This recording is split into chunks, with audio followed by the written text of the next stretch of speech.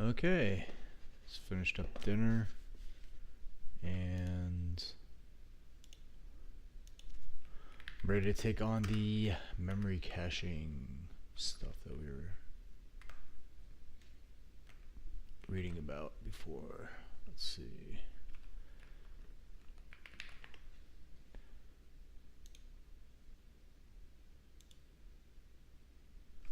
Let me message my accountability pod.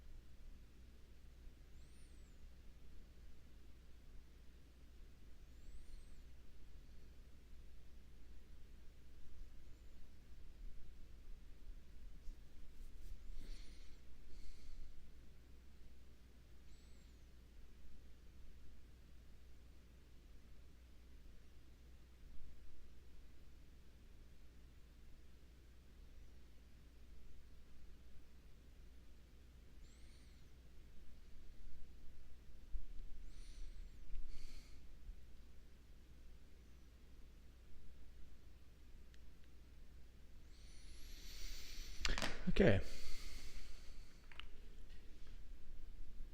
Let's pick up where we left off here. Generic cache memory organization. Consider a computer system where each memory address has M bits that form M is equal to 2 to the M in unique addresses. So M is typically 64 on a 64-bit machine. As illustrated in figure 66.25a.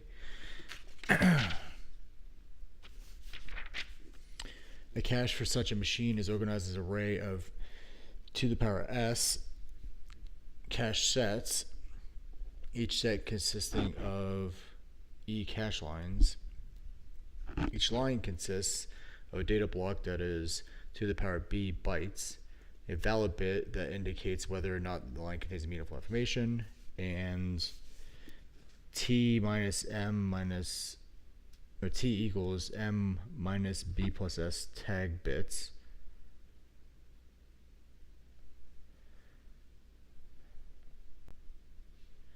A subset of the bits from the current block's memory address that uniquely identify the blocks stored in the cache line. In general, cache's organization can be characterized by the tuple SEBM. The size or capacity of a cache, C, is stated in terms of the aggregate size of all the blocks. The tag bits and valid bit are not included. Thus, cache is the amount of sets times the amount of elements in the sets times the byte size of the block. When the CPU is instructed to load instructions to read a word from address A of main memory, it sends address A to the cache. If the cache is holding a copy of the word at address A, it sends the word immediately back the CPU. So how does the cache know whether it contains a copy of the word at address A? The cache is organized so that it can find the requested word by simply inspecting the bits of the address, similar to a hash table with an extremely simple hash function.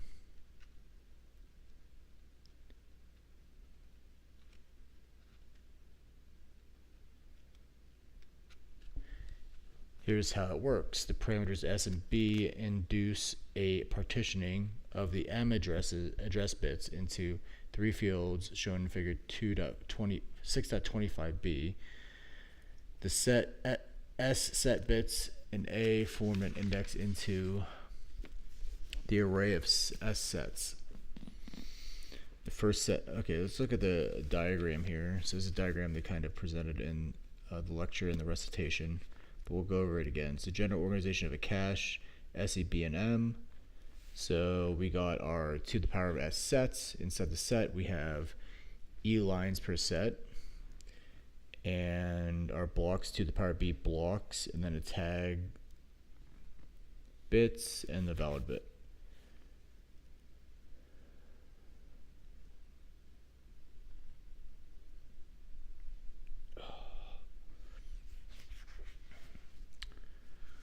The first set is set 0, the second set is set 1, and so on when interpreted as, you know what, maybe I just take on the freaking lab instead of reading more about this stuff.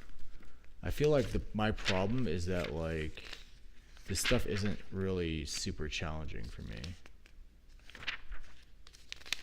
And I'm reading just for coverage and not for new knowledge.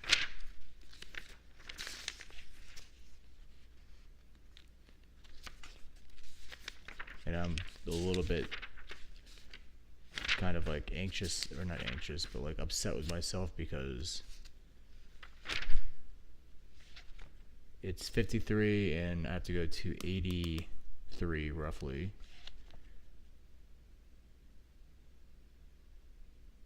Which is another 30 pages. I mean, it's 10 pages per hour. If I do that, then I'll finish the reading for this by tonight. Maybe that's a good use of my time. I kind of want to just jump into implementing the lab though, because the lab actually seems somewhat interesting.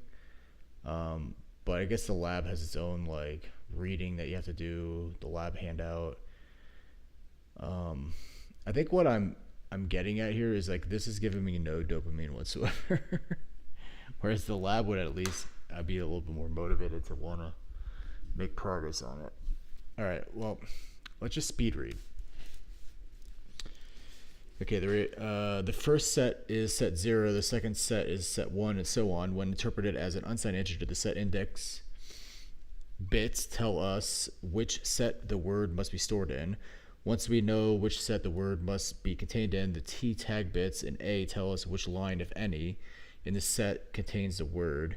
A line in the set contains the word if and only if the valid bit is set and the tag bit is in the line match the tag bits in the address. Once we have located the line identified by the tag and the set identified by set index, then the B block offset bits give us the offset into the word, offset of the word in the byte, B byte data block. As you might have noticed, descriptions of caches use a lot of symbols. Figure 626 summarizes these symbols for your reference. I understand all of these already. I guess M is log 2 of M, number of physical main memory addresses. Yeah, okay.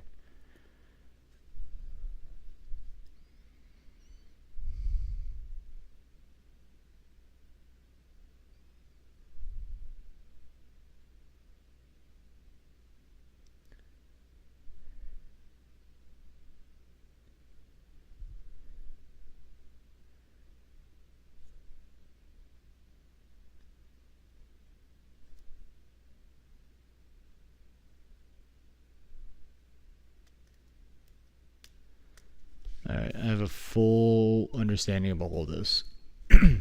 Direct map caches.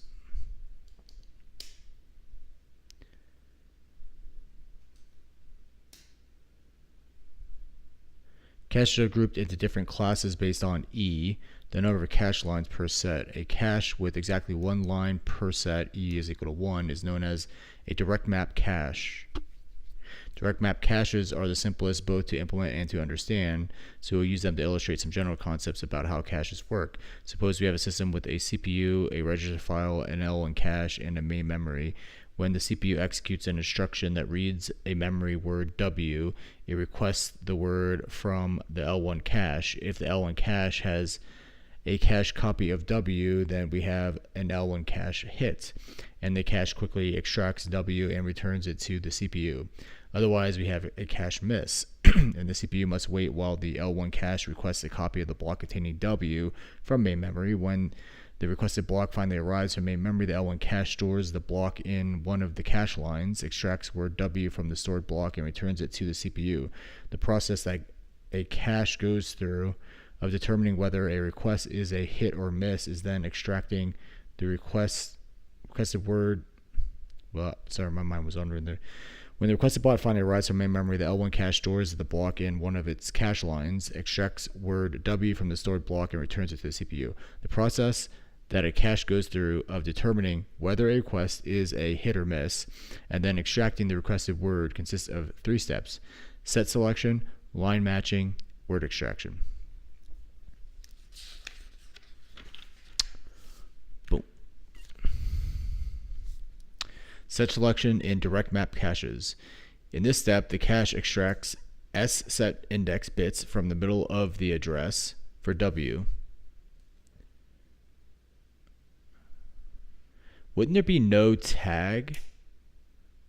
Oh, there'll be a tag, but there'll only be one element. So tag isn't to disambiguate between elements in a set. The tag is to identify whether the one element in that set is the one that you're looking for. Okay. These bits are interpreted as an unsigned integer that corresponds to a set number. In other words, we think of the cache as a one-dimensional array of sets, and then the set index bits from the index form an index into this array. Figure 628 shows how set selection works for a direct map cache. An example is set index bits 00001 base 2 are interpreted as an integer index that selects set 1. Line matching in direct map caches. Now that we have selected some set I in a previous step, the next step is to determine if the copy of the word W is stored in one of the cache lines contained in set I. In a direct map cache, this is easy and fast because there is exactly one line per set. A copy of W is contained in the line if and only if the valid bit is set and the tag in the cache line matches the tag in the address of W. Figure 629 shows a line matching how line matching works in a direct map cache. In this example, there's exactly one cache line in the selected set. The valid bit for this line is set, so we know that the bits in the tag and block are meaningful. Since the tag bits in the cache line match the tag bits in the address, we know that a copy of the word we want is indeed stored in the line. In other words, we have a cache hit. On the other hand, if either the valid bit or word not set or the tags did not match, then we would have a cache miss. Boom. Word selection in direct map caches. Once we have a hit, we know that W is somewhere in the block. This last step determines where the desired word starts in the block. As shown in figure 629, the block offset bits provide us with the offset of the first byte in the desired word. Similar to our view of a cache as an array of lines, we can think of a block as an array of bytes, and the byte offset is as an index into that array. In the example, the block offset bits of 100 base 2 indicate that the copy of W starts at byte 4 in the block. We are assuming that words are 4 bytes long. Line replacement on misses in direct map caches. If the cache misses, then we need to retrieve the requested block from the next level in the memory hierarchy and store the new block in one of the cache lines of the set indicated by the set index bits. In general, if the set is full of valid cache lines, then one of the existing lines must be evicted. For a direct map cache where each set contains exactly one line, the replacement policy is trivial. The current line is replaced by a newly fetched line. Putting it together, a direct map cache in action. The mechanism that a cache uses to select sets and identify lines are extremely simple. They have to be because the hardware must perform them in a few nanoseconds. However, manipulating bits in this way can be confusing to us humans. A concrete example will help clarify the process. Suppose we have a direct map cache described by SEBM is equal to 4124. So there's 4 sets. There is 1 cache line per set. There is 2 bytes in the data block, and there is a address space of 2 to the power 4. In other words, the cache has 4 sets, 1 line per set, 2 bytes per block, and 4-bit address. Exactly what I said. We will also assume that each word is a single byte. Of course, these assumptions are totally unrealistic, but they help us keep the example simple. When you're first learning about caches, it can be very instructive to enumerate the entire address space and partition the bits as we've done in figure 630 for our 4-bit example. There are some interesting things to notice about this enumerated space. Let's take a look at that. Okay. The concatenation of the tag and the index bits uniquely identifies each block in memory. For example, block 0 consists of address 0 and 1. Block 1 consists of address 1 and 2. Block 2 consists of address 4 and 5, and so on. Let's take a look, verify that. Yeah.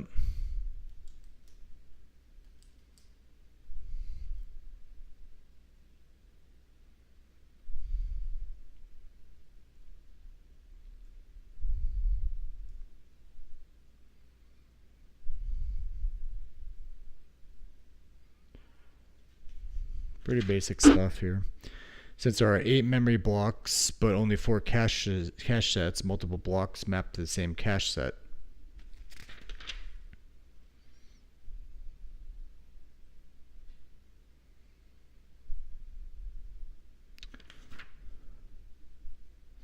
Multiple blocks map to the same cache, i.e. they have the same set index. For example, blocks 0 and 4 both map to set 0. Blocks 1 and 5 both map to set 1.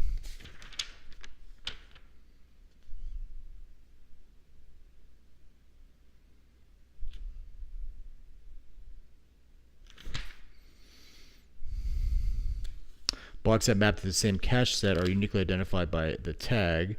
For example, block 0, a tag bit of 0, while block 4 has a tag bit of 1. Block 1 has a tag bit of 0, while block 5 has a tag bit of 1, and so on. Let us simulate the cache in action as the CPU performs a sequence of reads. Remember that for this example, we are assuming that the CPU reads 1-byte words. While this kind of manual simulation is tedious and you may have been tempted to skip it, in our experience, students do not really understand how caches work until they work their way through a few of them. Initially, a cache set is empty. Each row of the table represents a cache line. The first column indicates a set that the line belongs to.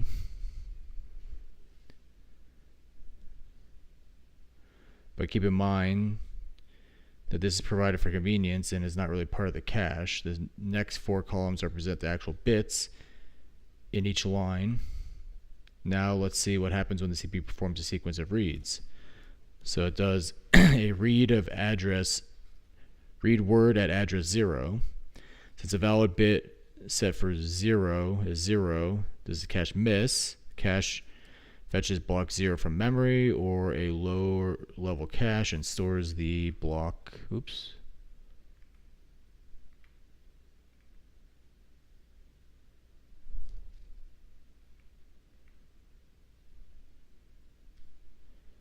stores the block in set 0.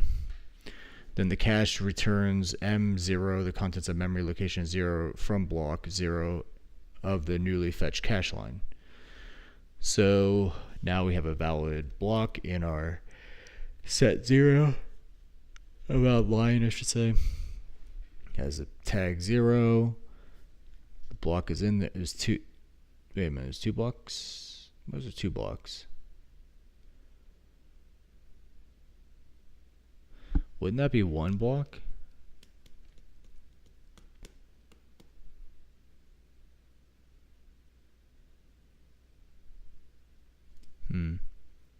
Oh, it's block sub 0 versus block sub 1. So they're saying it's all 1 block and they have 2 values in them. Okay. Then we say, hey, read word at address 1. This cache hit. The cache immediately returns M1 from the block of the cache line. State the cache is not changed. Read word at address 13. Since the cache line is set 2 is not valid, this is a cache miss. The cache loads a block 6 into set 2 and returns M13 from block 1 in the new cache. Read word at address 8. This is a miss. The cache line is set 0, is indeed valid, but the tags don't match. Yeah, because what did I ask here for address 8? So that would be 0, 1, 2, 3, 4, 5, 6, 7, 8. There. Yeah, it's in the 0, 0.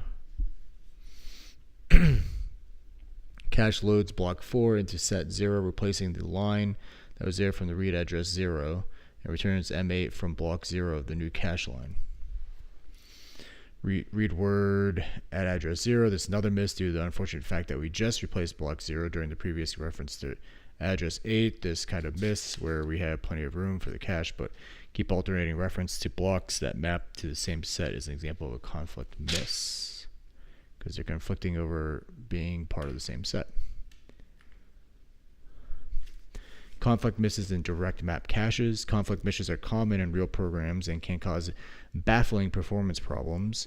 Conflict misses in direct map caches typically occur when programs access arrays whose sizes are a power of 2. For example, consider the function that computes the dot product of 2 vectors.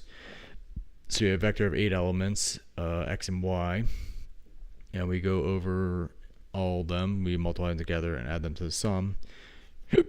This function has good spatial locality with respect to x and y, and so we might expect it to enjoy a good number of cache hits. Unfortunately, this is not always true. Suppose that floats are 4 bytes and x is loaded into the 32 bytes of contiguous memory starting at address 0, and then y starts immediately after x at address 32. For simplicity, suppose that a block is 16 bytes, big enough to hold 4 floats, and that the cache consists of 2 sets for a total cache size of 32 bytes. We will assume that the variable sum is actually stored in a CPU register and thus does not require memory reference. Given these assumptions, xi and yi will map to the identical cache set. At runtime, the first iteration of the loop references x0, a miss that causes the block containing x0 minus x3 to be loaded into x0 to x3 to be loaded into set 0. Next reference is to y0, another miss that causes block containing y0 to y3 to be copied into set 0, overriding the values of x that were copied in by previous reference. During the next iteration, the reference to x1 misses, which causes x0 to x3 block to be loaded back into set 0, overriding the y0 to y3 block. So now we have a conflict miss, and the fact that each subsequent reference to x, y will result in a conflict miss as we thrash back and forth between blocks of x and y. The term thrashing describes any situation where a cache is repeatedly loading and evicting the same sets of the cache blocks. Aside, y index with the middle bits. You may be wondering why caches use the middle bits for the set index instead of the high order bits. There is good reason why the middle bits are better. Figure 631 shows why. Why cache index with middle bits? So set index bits. If we do higher order bit indexing and we have a 4 set cache, then spatially local values will get put in the same sets, which will cause conflict misses. While as middle ordering, or in this case lower ordering, we get the situation where our sequential addresses map into separate cache line sets, I should say. And so they will not conflict with each other when we're doing a stride 1 iteration through the memory. If the higher bits are used as an index, then some contiguous memory blocks will map to the same cache set. For example, in the figure, the first 4 blocks map to the first cache set.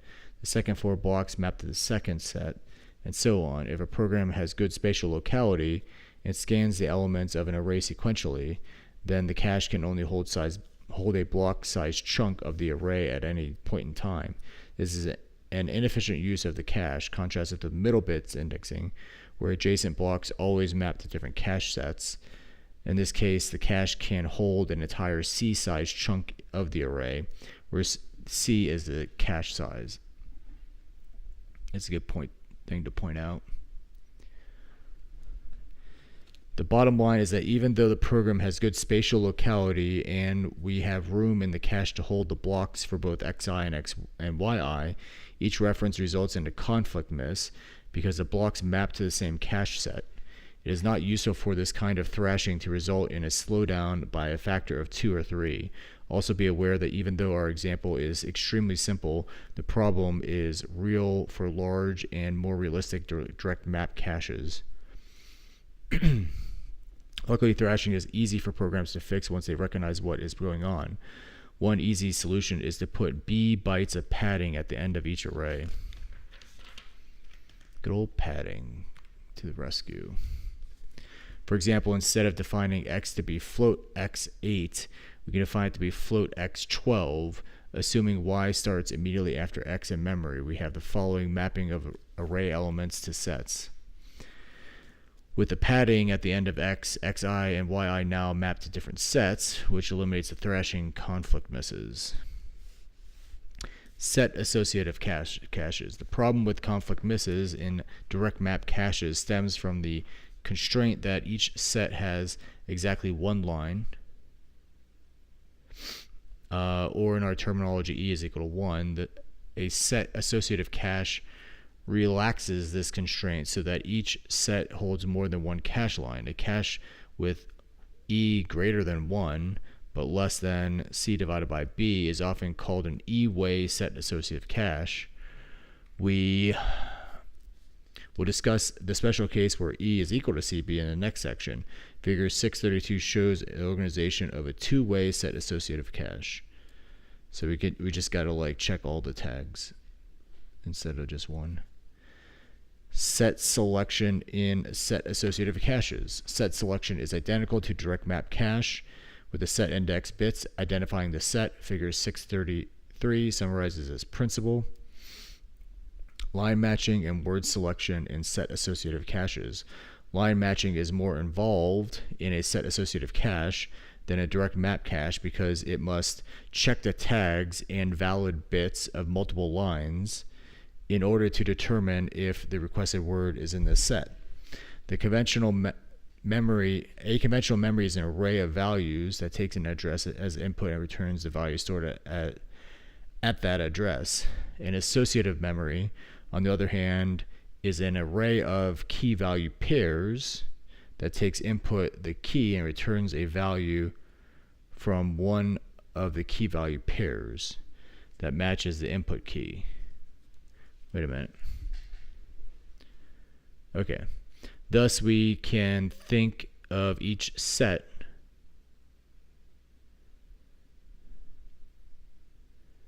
in the set associative cache as a small associative memory where the keys are the concatenation of the tag and valid bits, and the values are the contents of a block. Figure 634 shows the basic idea of line matching in associative cache. An important idea here is that any line in the set can contain any of the memory blocks that map to that set. So the cache must search each line in the set for a valid line whose tag matches the tag in the address. If the cache finds such a line, then we have a hit, and the block offset selects a word from the block as before.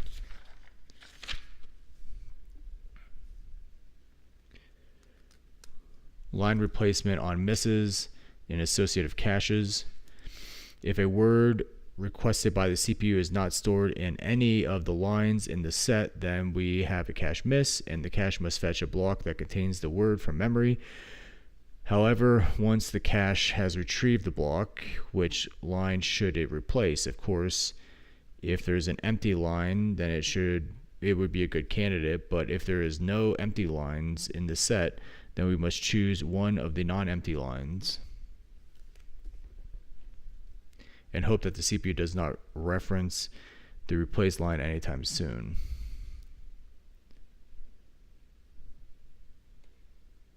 It is very difficult for programmers to exploit knowledge of the cache replacement policy in their codes, so we will not go into much detail about it here. The simplest replacement policy is to choose the line to replace at random. Other more sophisticated policies draw on the principle of locality to try to minimize the probability that the replaced line will be referenced in the near future. For example, least frequently used policy will replace a line that has been referenced the fewest times over the past time window.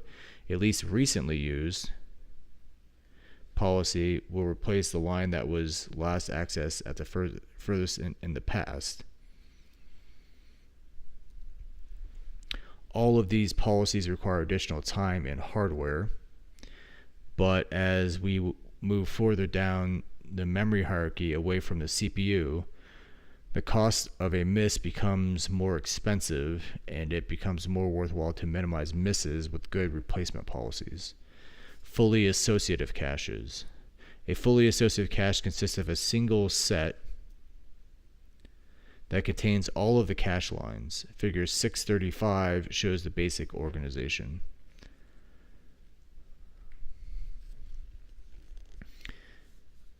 Set selection in fully associative caches. Set selection in a fully associative cache is trivial because there's only one set summarized in figure 636. Notice that there are no set index bits in the address, which is partitioned only into tag and block offset.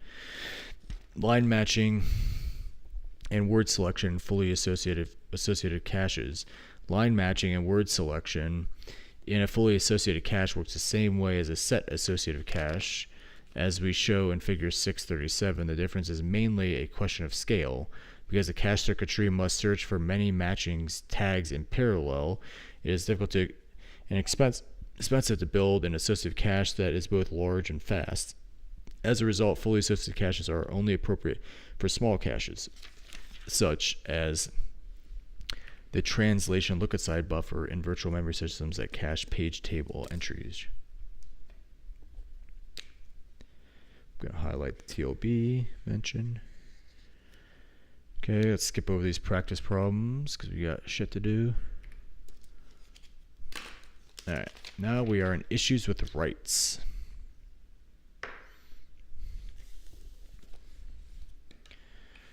As we have seen, the operation of a cache with respect to reads is straightforward.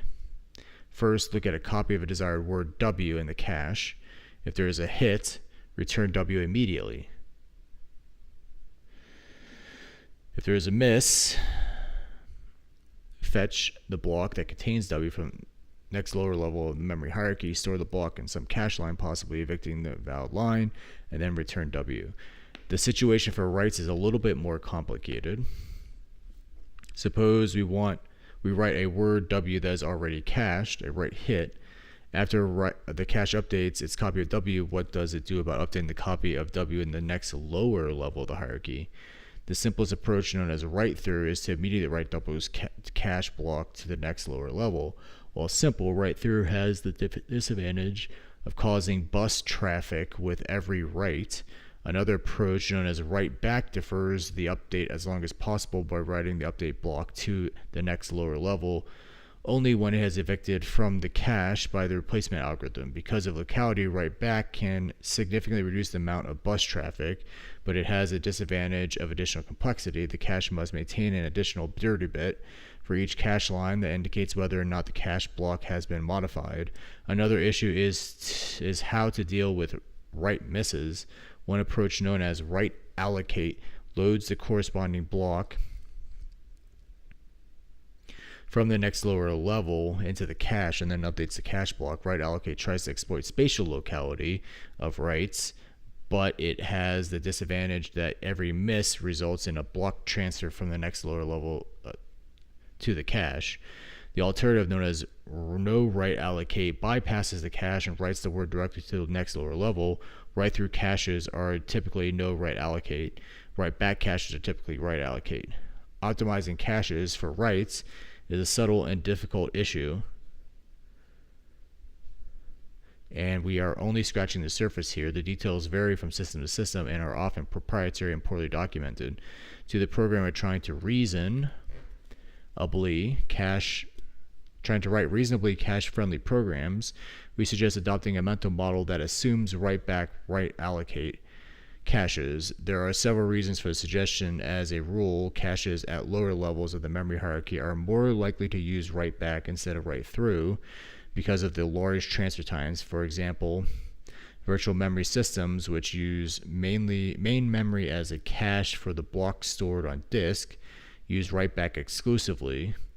But as logic densities increase, the increased complexity of write back is becoming less of an impediment, and we are seeing write back caches at all levels of modern systems. So this assumption matches current trends. Another reason for assuming write back, write allocate approach is that it is symmetric to the way reads are handled, and that write back, write allocate tries to exploit locality. Thus, we can develop our programs at a high level to exhibit good spatial and temporal locality rather than trying to optimize for a particular memory system. Anatomy of a real cache hierarchy. So far, we have assumed that caches hold only program data, but in fact, caches can hold instructions as well as data. A cache that holds instructions only is called an iCache. A cache that holds program data only is called a dcache. A cache that holds both instructions and data is known as a unified cache. Modern processors include separate iCache and dcaches. There are a number of reasons for this. With two separate caches, the processor can read an instruction word and a data word at the same time. iCaches are typically read-only and thus simpler. The two caches are often optimized to different access patterns and can have different block sizes, associativities, and capacities. Also, having separate caches ensures that data access do not create conflict misses with instruction access, and vice versa, at the cost of potential increase in capacity misses.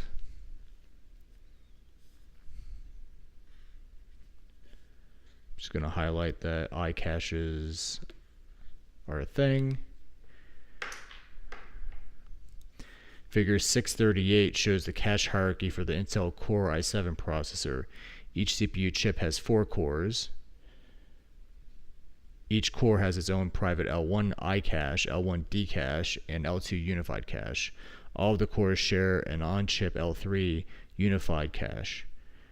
An interesting feature of this hierarchy is that all of the SRAM cache memories are contained in the CPU chip.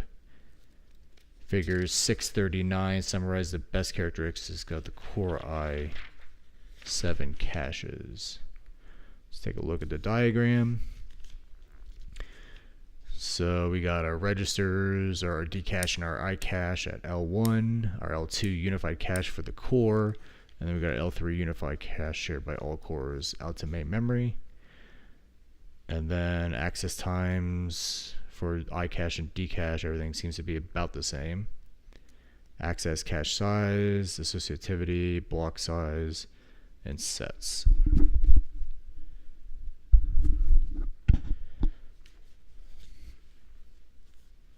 Okay.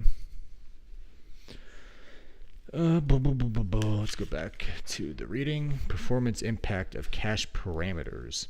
Cache performance is evaluated with a number of metrics. Miss rate, the fraction of memory references during the execution of a program or a part of the program that miss. It is computed as number of misses divided by number of references. It's your miss rate.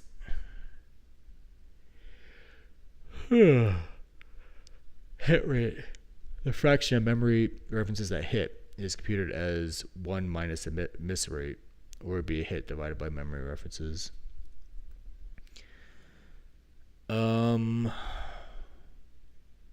Hits divided by number of references. Okay.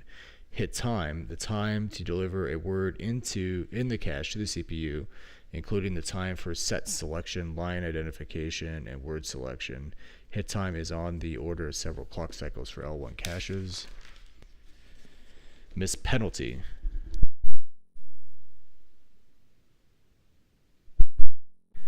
Any additional time required because of a miss, the penalty for L1 misses served from L2 is on the order of 10 cycles, from L3 50 cycles, and for main memory 200 cycles. Optimizing the cost and performance trade-offs of cache memories is a subtle exercise that requires extensive simulation on realistic benchmark codes and thus is beyond our scope. However, it is possible to identify some of the qualitative trade-offs. All right, these are the trade-offs. And then we get into write cache-friendly code, which is a good portion, and then putting it together. Impact the cache on program performance. We should talk about the memory, or the memory mountain. We got our final web block, and then we're done. Okay, we're making progress here. Miss penalty. Any additional line time required because of a miss. The penalty for L1 misses served from L2 is on the order of 10 cycles. We read this. Sorry. Impact of cache size. On the other hand, a larger cache will tend to increase the hit rate. On one hand, a larger cache will tend to increase the hit rate. On the other hand, it is always harder to make large memories run faster. As a result, larger caches tend to increase the hit time. This explains why an L1 cache is smaller than an L2 cache, and an L2 cache is smaller than an L3 cache. Impact of block size. Large blocks are a mixed blessing. On one hand, larger blocks can help increase the hit rate by exploiting any spatial locality that might exist in the program. However, for a given cache size, larger blocks imply a smaller number of cache lines, which can hurt the hit rate in programs with more temporal locality than spatial locality. Larger blocks also have a negative impact on the miss penalty, since larger blocks cause larger transfer times. Modern systems, such as the Core i7, comprise with cache blocks that contain 64 bytes. That seems to be pretty typical from what I see. Impact of associativity. The issue here is that the impact of the choice of the parameter E, the number of cache lines per set. The advantage of higher associativity, larger values of E, is that it decreases the vulnerability of the cache to thrashing due to conflict misses. However, higher associativity comes at a significant cost. Higher associativity is expensive to implement and hard to make fast. It requires more tag bits per line, additional LRU state bits per line, and additional control logic. Higher associativity can increase hit time because of the increased complexity, and it can also increase the miss penalty because of the increased complexity of choosing a victim line. The choice of associativity ultimately boils down to a trade-off between hit time and miss penalty. Traditionally high-performance systems that push the clock rates would opt for smaller associativity of L1 caches, where the miss penalty was only a few cycles, and the higher degree of associativity for lower levels where the miss penalty is higher. For example, Core i7's L1, L2 caches were 8-way associative, and the L3 cache is 16-way. Yeah, that's what it says in the table. Impact of write strategy. Write-through caches are simpler to implement and can use a write buffer that works independent of the cache to update memory. Furthermore, read misses are less expensive because they do not trigger a memory write. On the other hand, write-back caches result in fewer transfers, which allows more bandwidth to memory for I/O devices that perform DMA. Further reducing the number of transfers becomes increasingly important as we move down the hierarchy and the transfer times increase. And general caches further down the hierarchy are more likely to use write back than write through.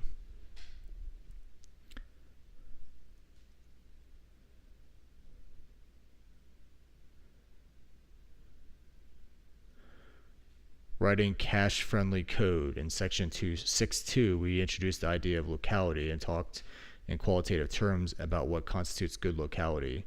Now that we understand how cache memories work, we can be more precise. Programs with better locality will tend to have lower miss rates, and programs with lower miss rates will tend to run faster than programs with higher miss rates. Thus, good programmers should always try to write code that is cache friendly in the sense that it has good locality. Here is the basic approach we use to try to ensure that our code is cache friendly. Aside, cache lines, sets, and blocks. What's the difference? Well, cache line is an element in the set, and blocks are the data inside the cache line. It is easy to confuse the distinction between cache lines, sets, and blocks. Let's review these ideas and make sure that they are clear. A block is a fixed size packet of information that moves back and forth between the cache and main memory. A line is a container for a cache that stores a block, as well as other information such as valid bit and tag bits. A set is a collection of one or more lines. Sets in direct map caches consist of single lines. Sets in a set associative and fully associative cache consist of multiple lines. In direct map caches, sets and lines are indeed equivalent. However, in associative caches, sets and lines are very different things, and the terms cannot be used interchangeably. Since a line always stores a single block, the terms line and block are often used interchangeably. For example, system professionals refer to use the line size of the cache when what they really mean is the block size. This usage is very common and shouldn't cause any confusion as long as you understand the distinction between blocks and lines. I mean, I'm more familiar with the line terminology myself. I would never refer to it as a cache block, but I guess it's good to know that technically that's what it is. Okay.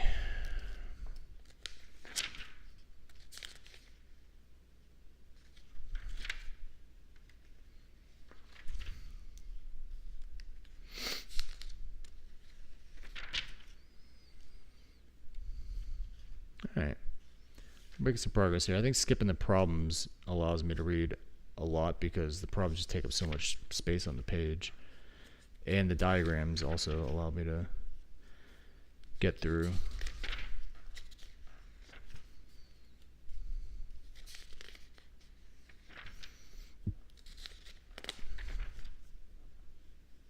Okay. We're not too far away from the end here. Make the common case go fast. Programs often spend most of their time in few core functions. These functions often spend most of their time in a few loops. So focus on the inner loops of the core functions and ignore the rest. Minimize the number of cache misses in each inner loop. All the other things being equal, such as a total number of loads and stores, loops with better miss rates will run faster. To see how this works in practice, consider some vec function from section 6.2. In this function, is this function cache friendly? I would say yes. It has the spatial locality. It's going through each element of the vector, adding it to the accumulator and returning it. I mean, it seems pretty cache friendly to me. How else would you do this? I guess you could do loop unrolling and multiple accumulators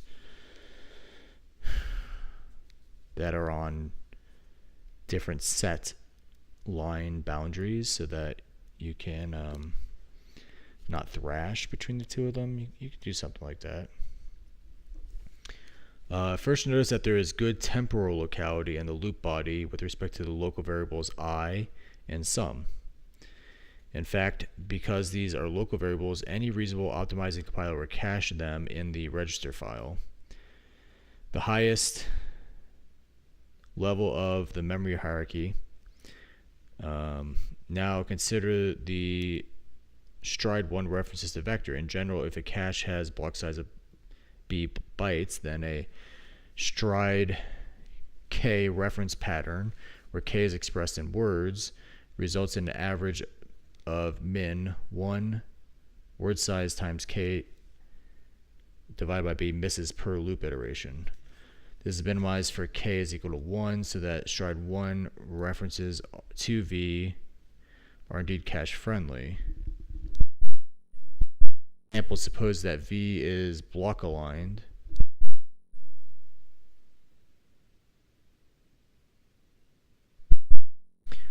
Words are 4 bytes, cache blocks are 4 words, and the cache is initially empty, a cold cache.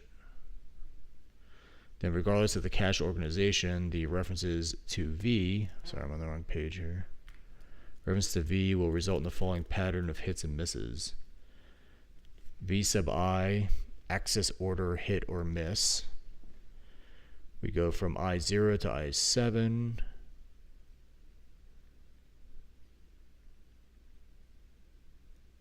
In this example, the reference to V0 misses and the corresponding, I gotta reread this, I wasn't paying attention. So this is minimum, okay. For example, suppose that V is block aligned, okay. Words are 4 bytes, cache blocks are 4 words, and the cache is initially empty, a cold cache. Then regardless of the cache organization, the references to V will result in the following pattern of hits and misses. So we have a miss on the first I0, then we go through all the words, and then we have another miss and go through all the words, yeah. In this example, reference to V0 misses the corresponding block, which contains V0 to V3, is loaded into the cache from memory, thus the next 3 references are all hits. The reference to V4 causes another miss as a new block is loaded into the cache. The next 3 references are hits, and so on. In general, 3 out of 4 references will hit, which is the best we can do in this case with a cold cache. To summarize, our simple SumVec example illustrates 2 important points about writing cache-friendly code. Repeated references to local variables are good because the compiler can cache them in register file temporarily locally. Temporal locality. Yeah, but sometimes the compiler throws them on the stack too. I guess you still get temporal locality. It's just not in a register. Stride 1 references patterns are good because the caches at all levels of the memory hierarchy store data as contiguous blocks, which gives us spatial locality. Spatial locality is especially important in programs that operate on multidimensional arrays. For example, consider the sum array rows function from section 6.2, which sums the elements of 2-dimensional array in row major order. Yeah, that's the way you want to do it. Since C stores arrays in row major order, the inner loop of this function has the same desirable stride 1 access pattern as SumVec. For example, suppose we make the same assumptions about cache for SumVec, then the references to the array A will result in the following pattern of hits and misses. Makes sense? Yeah, everything's a miss on the sum array cols. But consider what happens if we make the seemingly innocuous change of permuting the loops. In this case, we are scanning the array column by column instead of row by row. If we are lucky and the entire array fits in the cache, then we will enjoy the same miss rate of 1/4. However, if the array is larger than the cache and the more likely case, then each and every access to Aij will miss. Higher miss rates can have a significant impact on runtimes. For example, in our desktop machines, sum array rows runs 25 times faster than sum array cols for large arrays. To summarize, programmers should be aware of locality in their programs and try to write programs to exploit it. So this whole thing was about just do locality so the caches are happy. Okay, 675. Making progress. Putting it together, the impact of caches on program performance. This section wraps up our discussion of the memory hierarchy by studying the impact that caches have on the performance of programs running on real machines. So this is going to be 1 page of reading, half, plus a page of code. That's 2.5, 3, 4.5, 5. It's only 5 pages with diagrams and code and stuff. So I think we're probably going to finish before 6:30 probably. Should be nice. After that, I'll have to figure out what I'm going to do. I might read something from another book. Because I don't know. Reading a whole chapter of this book is it's kind of put me off.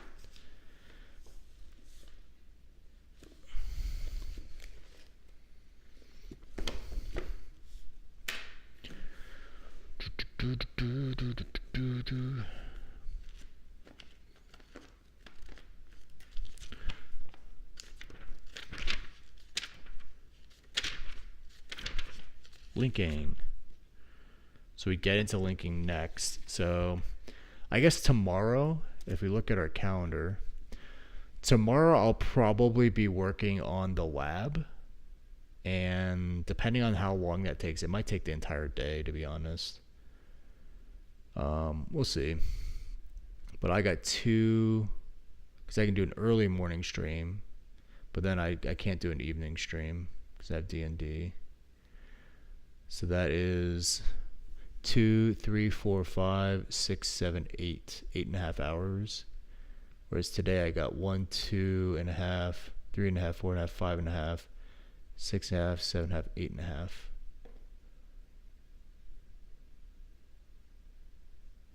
So that's the same amount of time that I streamed today.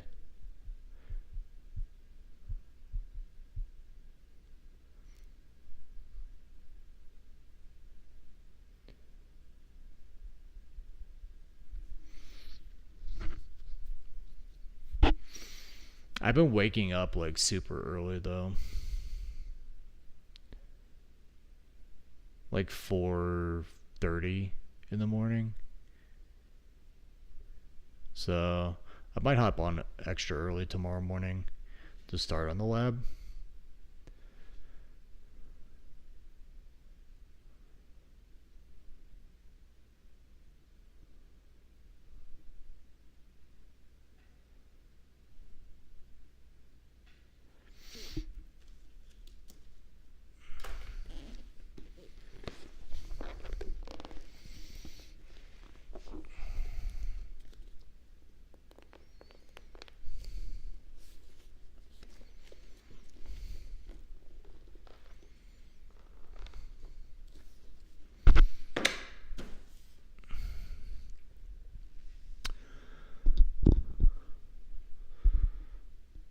Okay, is this the last section, 6.6? We can go over here and we can say, hey. Oh, I forgot to commit this stuff.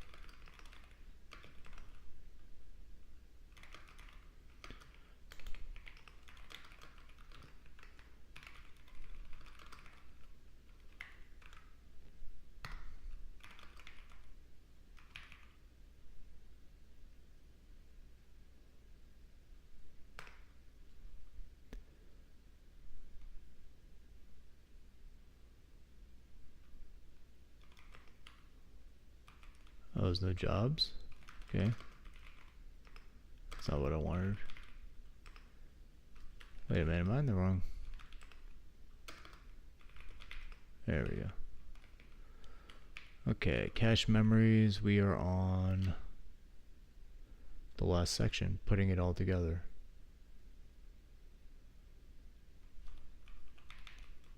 So we did all this. Did that. That wasn't really super helpful, to be honest. So this last section in a summary. And then we can tick that off.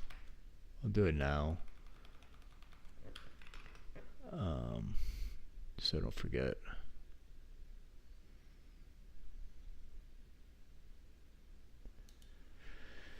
Okay.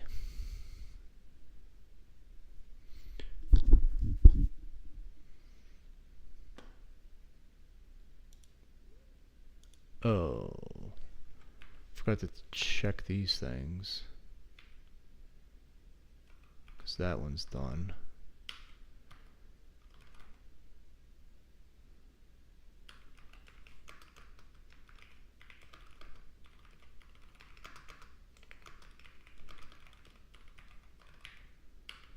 Cache.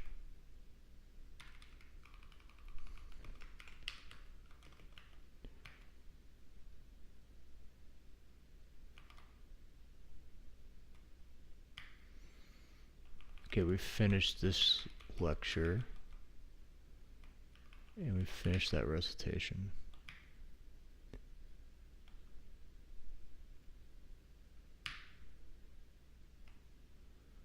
Boom, boom, boom, boom, boom, boom, boom, boom, boom, boom, boom, boom, boom, boom.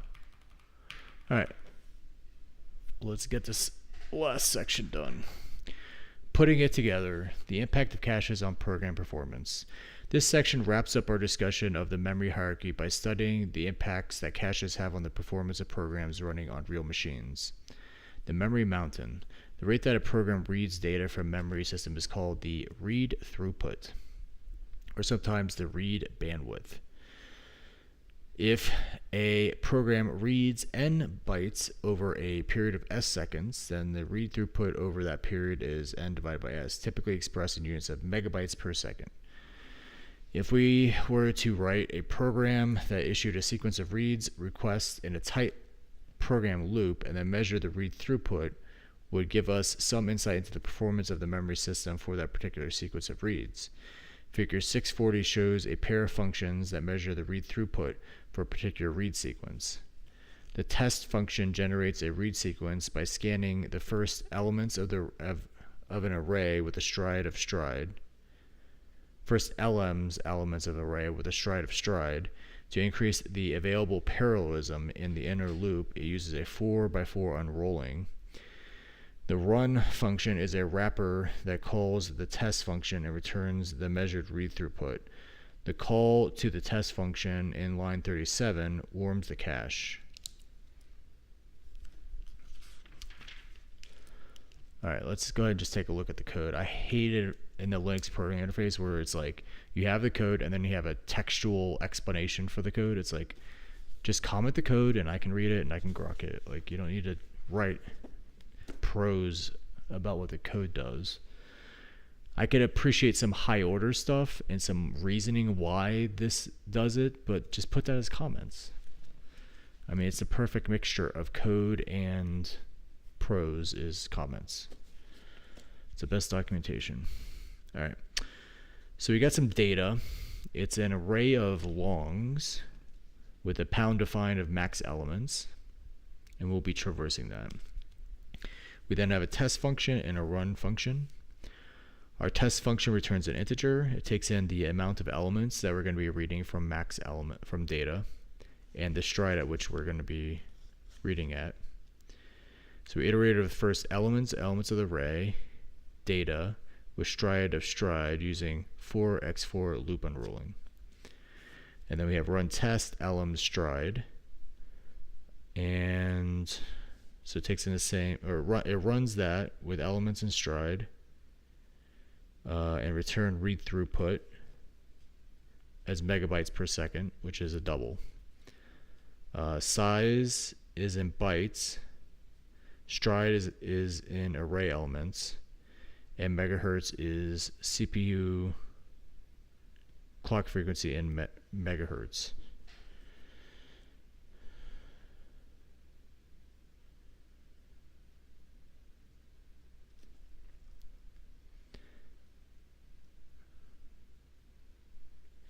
FCYC2.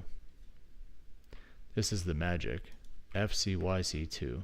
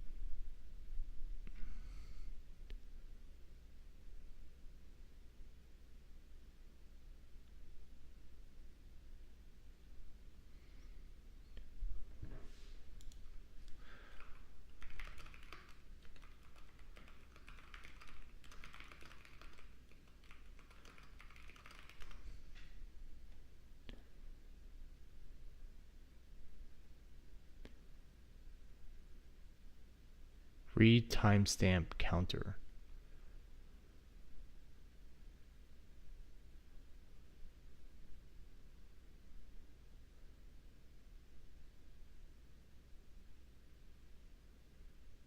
And then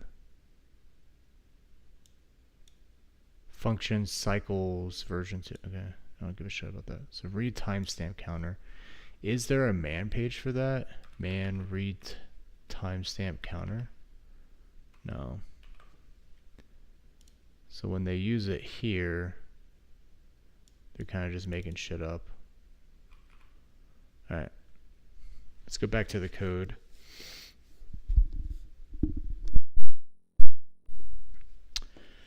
So we call our little test function a bunch using our measurement function. And return the size divided by the stride divided by cycles per megahertz. Okay. They just did the math to figure that all out.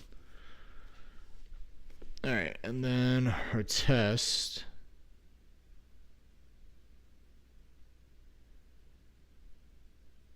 has 4 accumulators. Our length is their elements. Do we use elements anywhere else? I don't see where we do, so I'm not sure why we had to rename that.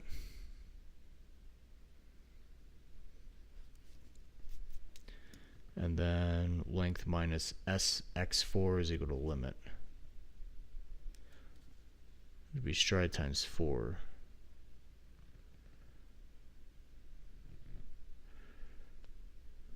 Okay, that makes sense.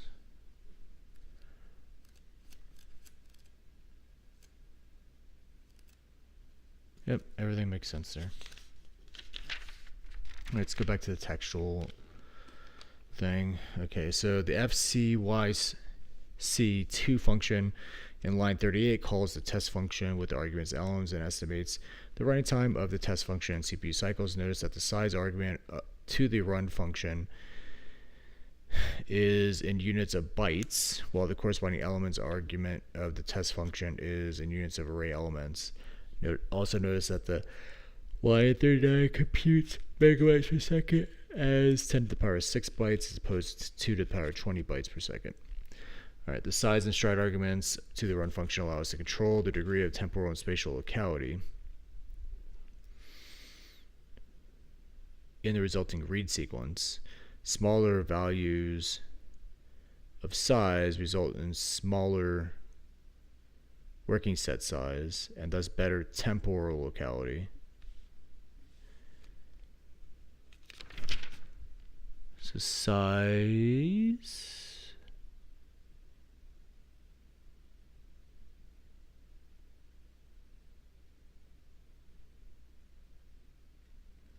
is how many elements we're going to look at. Okay, we're going to be calling this a bunch. That's how it works. Okay, it makes sense. Smaller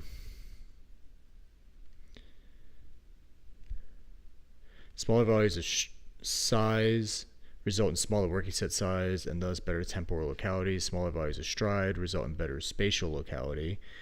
If we call the run function repeatedly with different values of size and stride, then we can recover a fascinating two-dimensional function of read throughput versus temporal and spatial locality. This function is called a memory mountain. Every computer has a unique memory mountain that characterizes the capabilities of its memory system. For example, figure 641 shows the memory mountain for the core i7 Haswell system. In this example, the size varies from 16 KB to 128 megabytes, and the stride varies from 1 to 12 elements, where each element is 8 bytes, an 8-byte long int.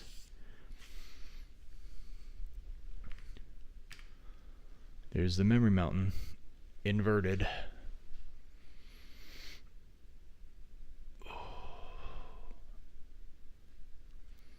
The geography of the core i7 memory mountain reveals a rich structure perpendicular to the size axis. We already talked about this. Okay, we'll read it.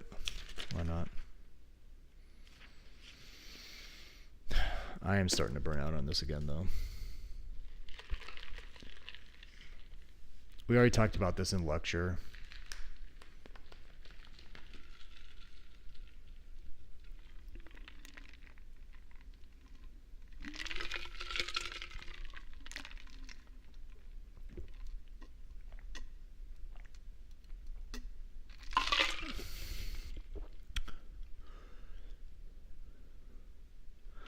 We got about an hour and a half, or hour and 15 really, in before I started not wanting to read this again.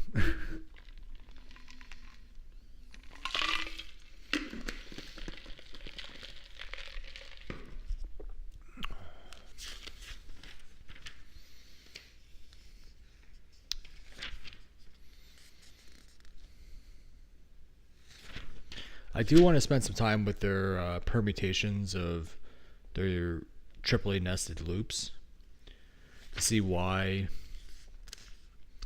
each one has different performance properties.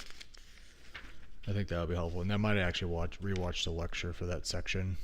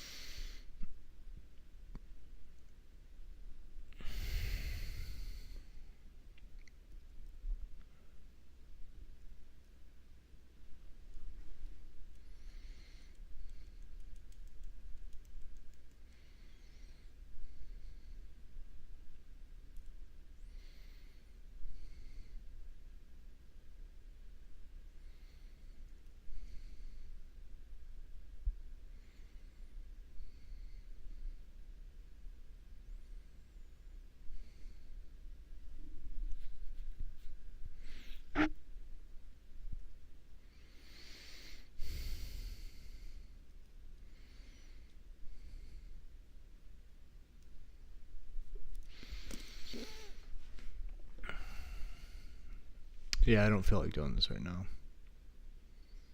I don't know what it was. I was making some good progress, and we got this memory mountain, and the memory mountain defeated me. I could not climb the memory mountain. My brain's just like, nope, I don't want to read this. I don't know why. Why are you being so stubborn?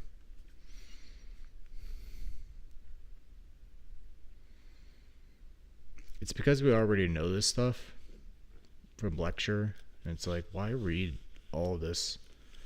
My brain just doesn't want to do work. Doesn't want to do work without disproportionate reward.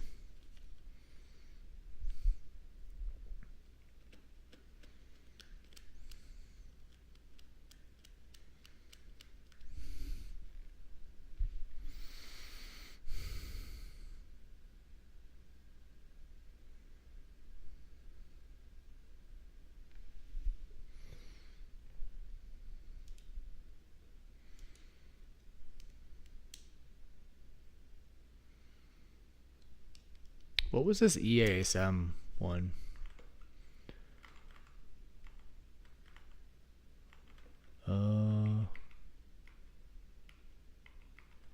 Let's check it out.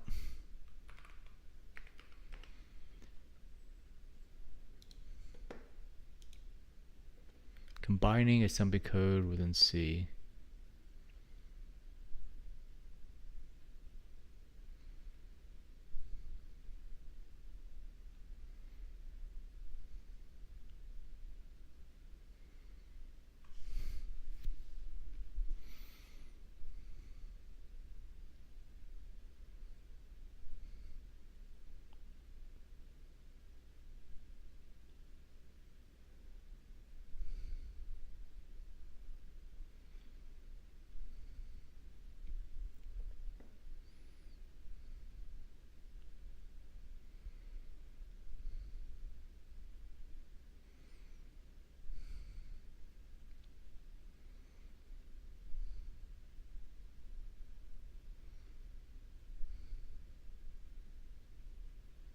This would be useful to do.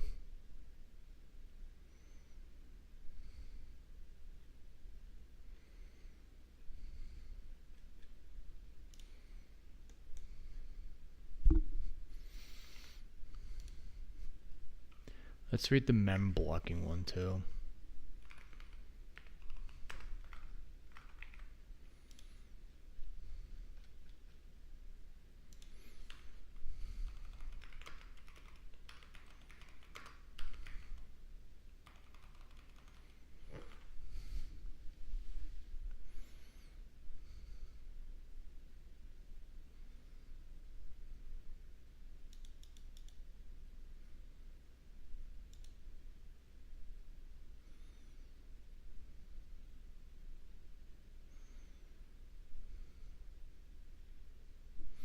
Well, it's only a couple pages.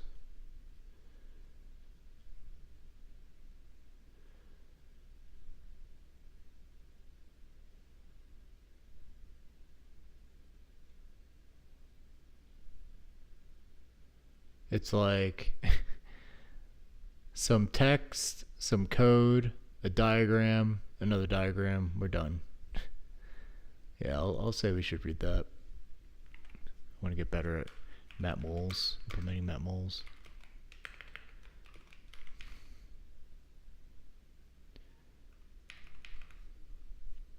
How do you strike through a markdown? I think you do dashes, right?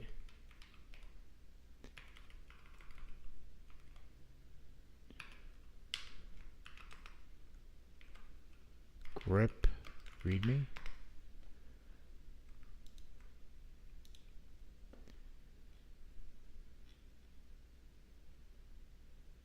No, not dashes, not underscores. The tildes maybe?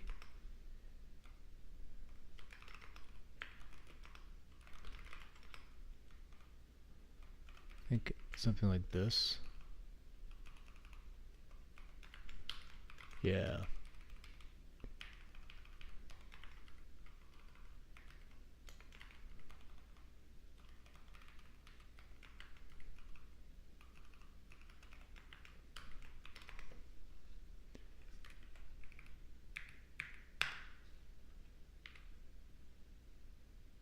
Can I strike through the checkbox too? Let's see.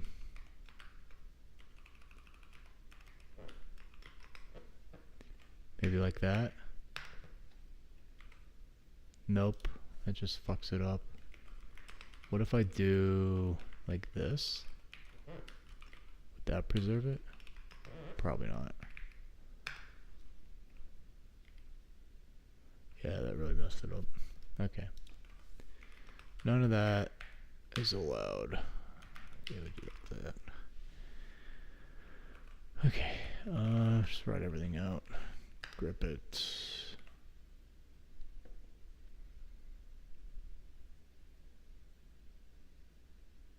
Yeah, I think I'd really benefit from doing this website, and this one was so short.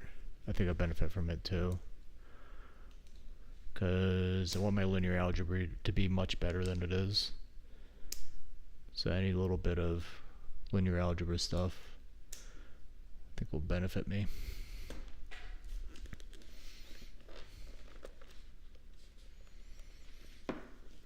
Okay.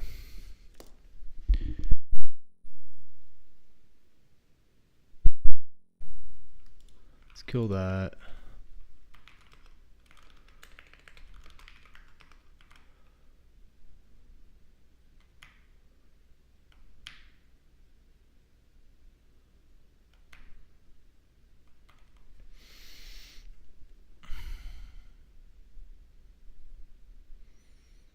Alright, time to climb the memory mountain. The geography of the core I7 mountain reveals a rich structure perpendicular to the size axes. So perpendicular, you can be perpendicular in two ways, right? Are four ridges. Yeah, I see those. That correspond to the regions of temporal locality.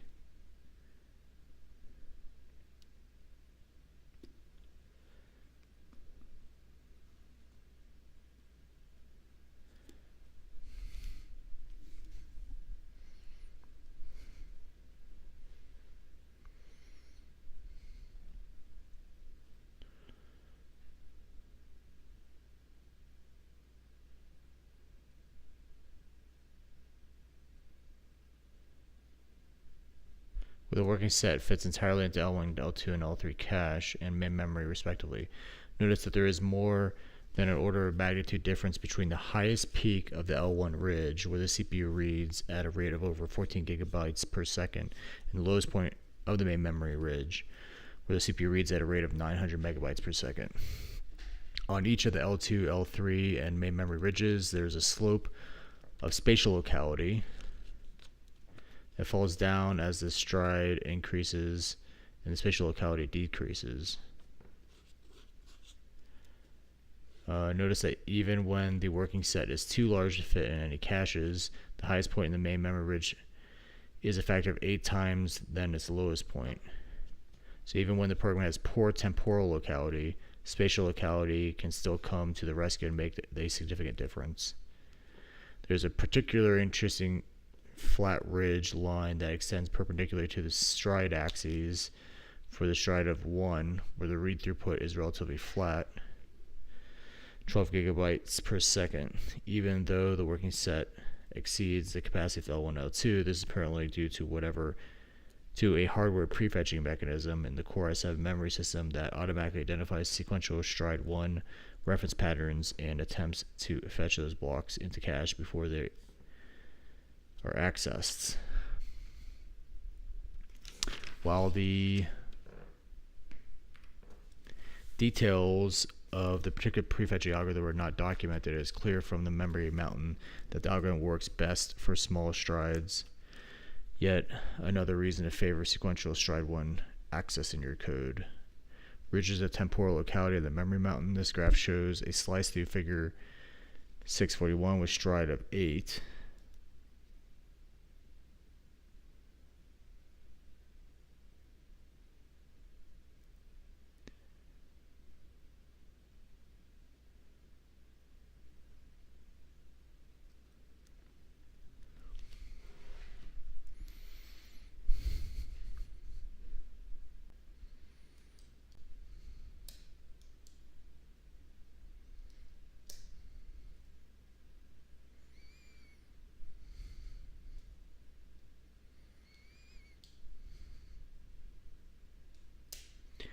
If we take a slice of the mountain holding stride constant, as in figure 642, we see the impact of cache size and temporal locality on performance. For sizes up to 32 kilobytes, the working set fits entirely in L1 D cache, and thus reads are served from L1 at a throughput of about 12 gigabytes per second.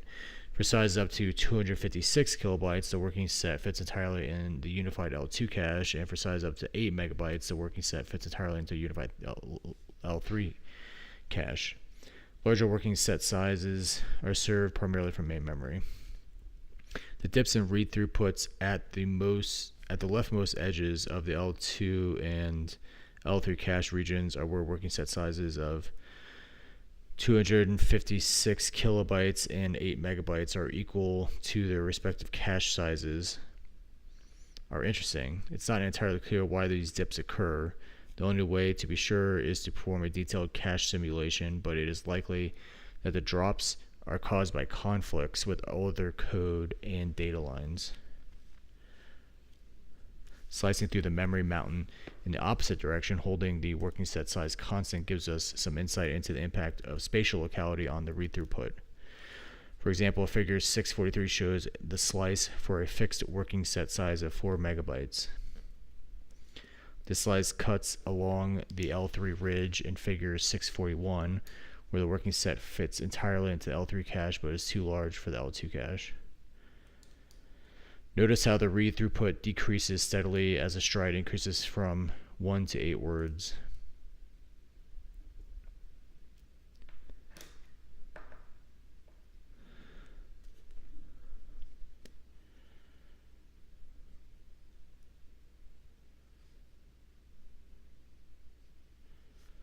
In this region of the mountain, a read miss in L2 causes a block to be transferred from L3 to L2. This is followed by some number of hits on the block in L2 depending on the stride.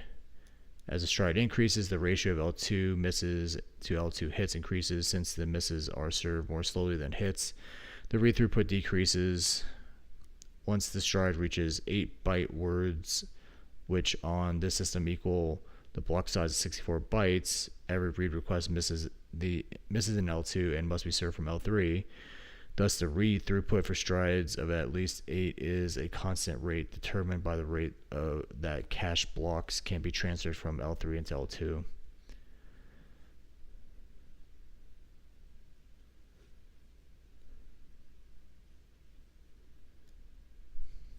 To summarize our discussion of the memory mountain, the performance of the memory system is not characterized by a single number.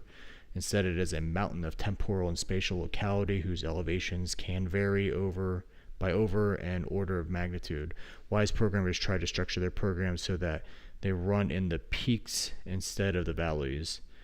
The aim is to exploit temporal locality so that heavily used words are fetched from the L1 cache, and to exploit spatial locality so that as many words as possible are accessed from a single L1 cache line. All right, rearranging loops to increase spatial locality. So that's going to be the last, exploiting locality in your programs. Okay. Basically, this is the last section, because the last difficult section, I should say, before the chapter ends here.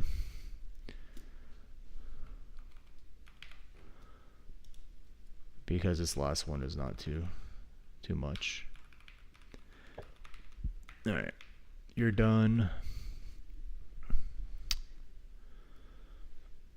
I actually do want to understand this better, because he went over it in the lecture, and I understand that there's 6 permutations of the loops, the way you can structure the loops, but I wasn't quite grokking immediately what the implications of the different loop permutations were on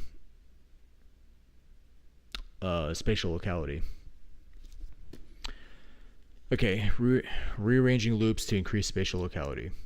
Consider the problem of multiplying a pair of n by n matrices, C is equal to AB.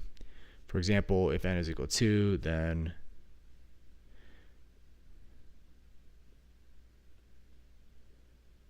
yeah.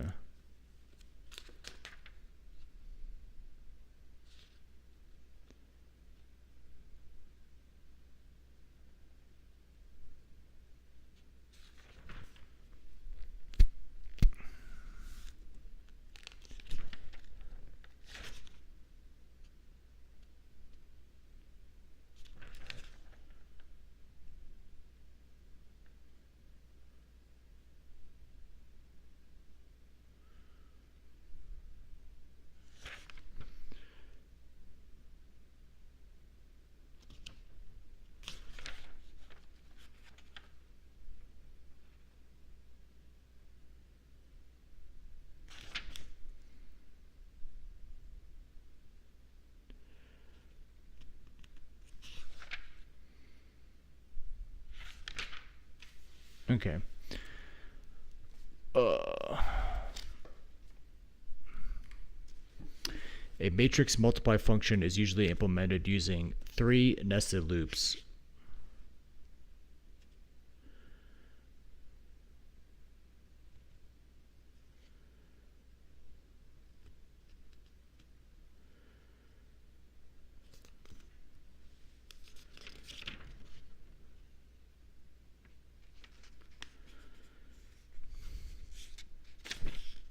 Why would we need 3 loops? So we need 1, so we go row 1, row 1, row 2, row 2.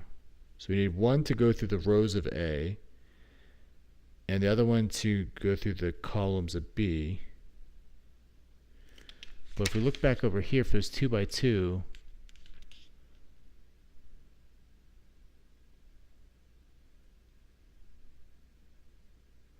I guess you need the 3rd index to compute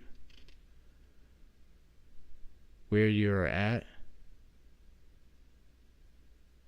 Couldn't you compute where you're at in the 3rd matrix without that 3rd loop?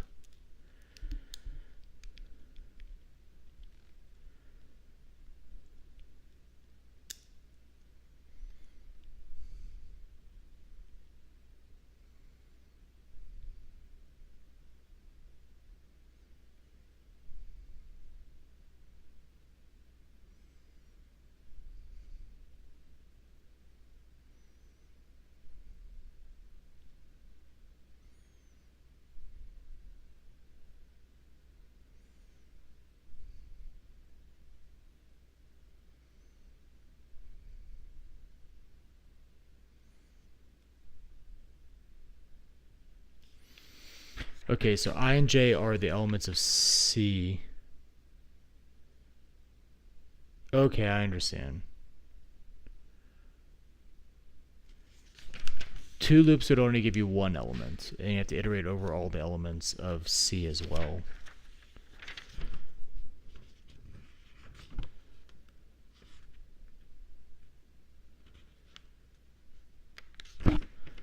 So I and J are the two dimensions of C.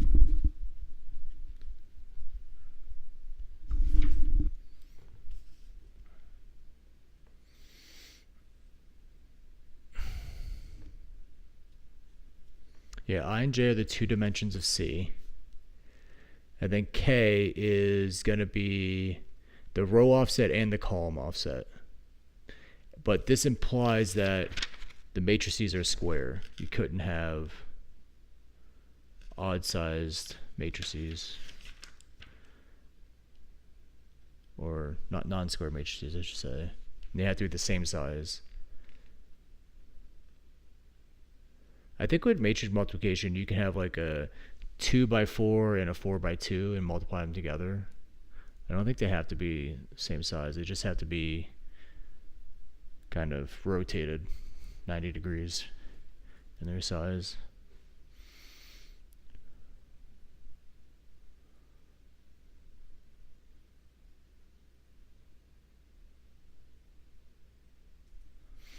A matrix multiply function is usually implemented using three nested loops, which are identified by their indices I, J, and K. If we permute the loops and make some other minor code changes, we can create 6 functionally equivalent versions of the matrix multiply shown in figure 644. Each version is uniquely identified by the ordering of its loops. At a high level, the 6 versions are quite similar. If addition is associative, and each version computes an identical result, as we learned in chapter 2, floating point addition is commutative, but in general is not associative in practice. If the matrices do not mix extremely large values with extremely small ones, as often is true with the matrices store physical properties, then the assumption's associativity is reasonable. Each version performs O of n cubed total operations on and an identical number of adds and multiplies. Each of the n squared elements of A and B is read n times. Each of the n squared elements of C is computed by summing n values. However, if we analyze the behavior of the innermost loop iterations, we find that there are differences in the number of accesses and the locality. For the purpose of this analysis, we make the following assumptions. Each array is a n by n array of double, with size of double is equal to 8.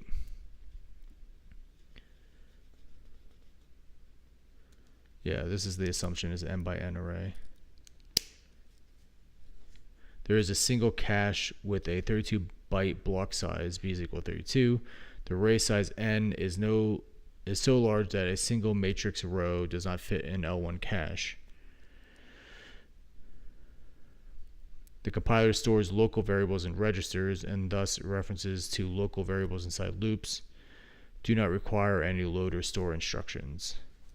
Figure 645 summarizes the results of our inner loop analysis. Notice that the 6 version pairs up into 3 equivalent classes, which we denote by the pair of matrices that are accessed in the inner loop.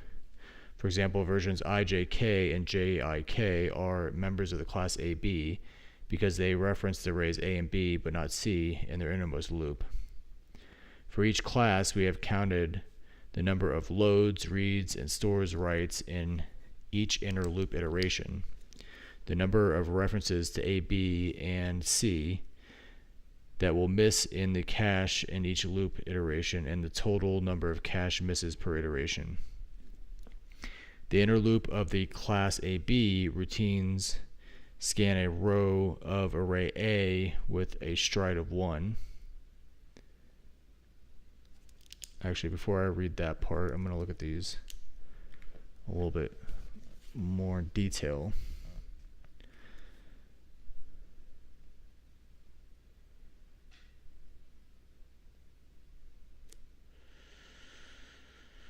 Okay, so we got IJK, and then we could do JIK. Like those I can see permuted.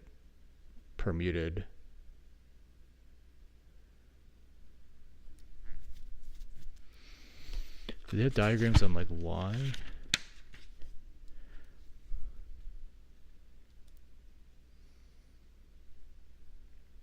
So I is growing and then J is growing, and we say A sub I K. So A sub I K, that's good access. B sub K J, K is going too fast. So that's, since K is in the inner move and that's going fast, that's B is being penalized there. And then here, it's the inverse, right? No. Well, we switched around I and J, so it's the same. It's just B is going to be penalized for its K access. So let's do JKI. So these all compute an R value.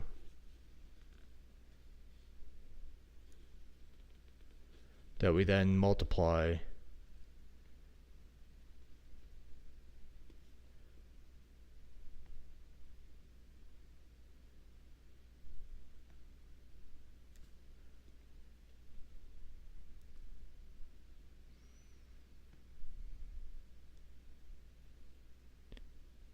so the innermost loop here is going through B. K is not penalized, J is.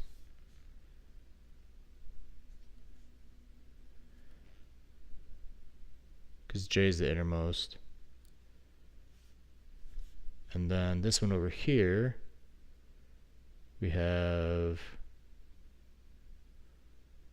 I is the outermost K. So I and K are not too bad. J is the one that's being penalized. Yep, that one there. And then here, we have JK and then I is being penalized. So we have AI being penalized. See, I don't see how these are any better. But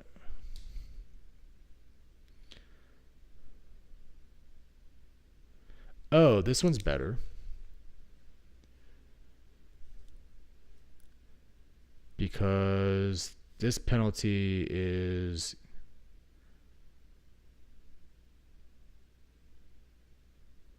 no, it's not better.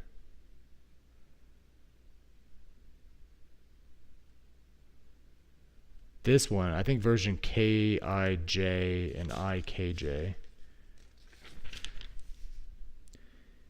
KIJ, it's actually the worst. And IKJ. Well, I got IKJ. IKJ was good.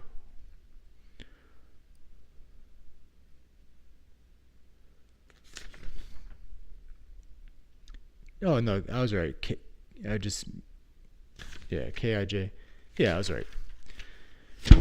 These down here are the best because K is changing slowly, which you want the first position of the array access to change slowly, and this one to change more rapidly. In fact, you want this last one to be the most rapid, and that's what you get here. J is most rapid. J is most rapid. K is 2 steps out here and 1 step out here, but it doesn't really matter because this is amortized out. I think ideally you'd want K here and I here versus this way. I think this is the ideal version, IKJ. If we look at the graph, IKJ is indeed a slightly bit faster when it gets up to larger array sizes. Basically, you want the right-hand side to be iterating faster than the left-hand side. And if this is a 3-dimensional array, then you would want the rightmost to be iterating fastest, the middle to be iterating the middle, and the leftmost to be iterating the slowest with all your indexing. CIJ doesn't matter really how you access it, because in comparison to these, CIJ is not a huge, like, we're only visiting CIJ once. So whether we go left to right or up to down, if we go row first or column first, I don't think it really matters. And in this version, you can see J is, again, on the right hand side, changing fastest. I is changing least fast. Same thing with this. So yeah, I can see why this is the best. Now, why are you allowed to take this partial result? So this is the row.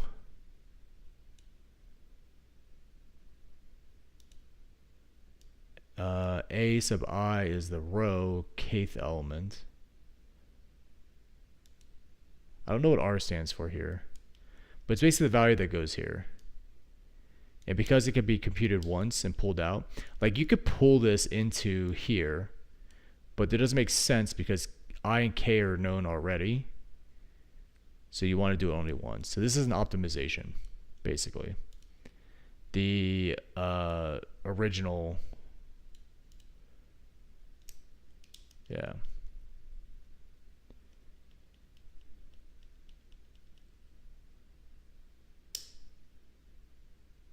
I would have written it this way because that's just the way it's taught and the way I understand it. I can totally understand why this is far more performant. And I made the assertion and validated the assertion is correct.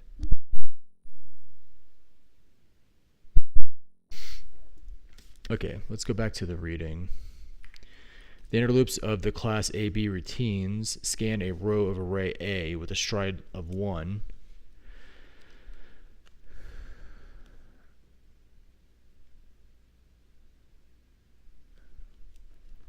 Since each cache block holds 4 8-byte words, the miss rate for A is 0.25 misses per iteration. On the other hand, the inner loop scans a column B with a stride n. Since n is large, each access of the array B results in a miss, for a total of 1.25 misses per iteration. The inner loops in the class AC routines have some problems. Each iteration performs 2 loads and a store, as opposed to class AB routines, which perform 2 loads and no stores. Second, the inner loop scans the columns of AC with a stride of n. The result is a miss on each load for a total of 2 misses per iteration. Notice that interchanging the loops has decreased the amount of spatial locality compared to the class AB routines. The BC routines present an interesting trade-off. With 2 loads in a store, they require one more memory operation than the AB routines. On the other hand, since the inner loop scans both B and C row-wise with a stride of 1 axis pattern, the miss rate on each array is only 0.2 misses per iteration, for a total of a half misses per iteration. Figure 646 summarizes the performance of different versions of matrix multiplication on Core i7. The graph plots the measured number of CPU cycles per inner loop iteration as a function of array size n. There are a number of interesting points to notice about this graph. For large values of n, the fastest version runs almost 40 times faster than the slowest version, even though each performs the same number of floating point arithmetic operations. Pairs of versions with the same number of memory references and misses per iteration have almost identical measured performance.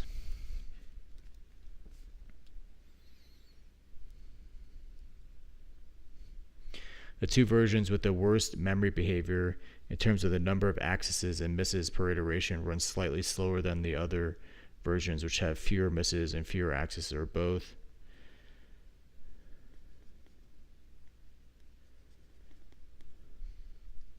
Miss rate in this case is a better predictor of performance than the total number of memory accesses. For example, the class BC routines with a 0.5 miss per iteration perform much better than class AB routines with 1.2 misses per iteration, even though the class BC routines perform more memory references in the inner loop, 2 loads and 1 store. So BC, which one's BC again? KIJ, yeah. Why do they perform more memory loads? I would have thought it's the same. Okay. For large values of n, the performance of the fastest pair of versions Kij and IJK is constant, even though the array is much larger than any of the SRAM cache memories. The prefetching hardware is smart enough to recognize the stride 1 access pattern and fast enough to keep up with the memory accesses in a tight inner loop. This is a stunning accomplishment by the Intel engineers who designed this memory system, providing even more incentive for programmers to develop programs with good spatial locality. Exploiting locality in your programs. As we have seen, the memory system is organized into a hierarchy of storage devices with smaller, faster devices at the top and larger, slow devices towards the bottom. Because of this hierarchy, the effective rate that a program can access memory locations is not characterized by a single number, rather it is a wildly varying function of program locality, what we have dubbed the memory mountain, that can vary by orders of magnitude. Programs with good locality access most of their data from fast cache memories.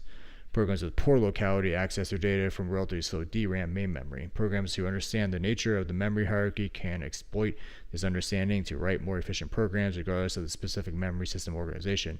In particular, we recommend the following techniques. Focus your attention on the inner loops, where the bulk of the computation and memory accesses occur. Try to maximize the spatial locality in your programs by reading data objects sequentially with stride 1 in the order they are stored in memory.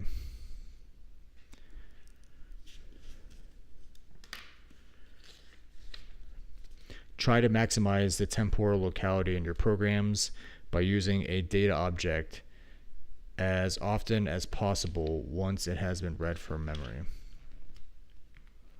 Summary. The basic storage technologies are random access memories, RAMs, non-volatile memories, ROMs. The disk RAM comes in 2 basic forms, static RAM. SRAM is faster and more expensive and is used for cache memories. Dynamic RAM, DRAM, is slower and less expensive and used for main memories and graphics frame buffers. ROMs retain their information even if the supply voltage is turned off. They are used to store firmware, retain disks, and mechanical non-volatile storage devices are mechanical non-volatile storage devices that hold enormous amounts of data at a low cost per bit, but with much longer access times than DRAM.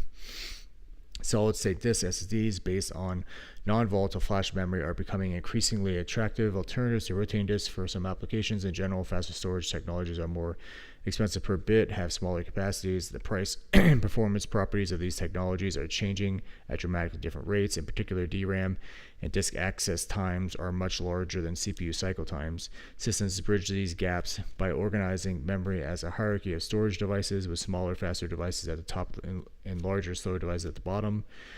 Because well-written programs have good locality, most data are served from the higher levels, and the effect is a memory system that runs at the rate of higher levels but at the cost of the capacity of the lower levels. Programmers can dramatically improve the running times of their programs by writing programs with good spatial and temporal locality. Exploiting SRAM-based cache memories is especially important. Programs that fetch data primarily from cache memories can run much faster than programs that fetch data primarily from memory.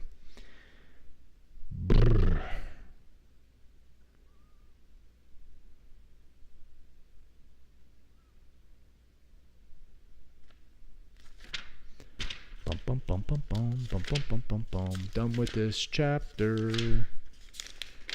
We've beaten memory hierarchy to death. Okay. Part 2, running programs on a system. To do the loader now. Or linking, sorry. Linking. Why did I say loader? Linking. Alright, let's go to our contents and we'll set up our linking chapter.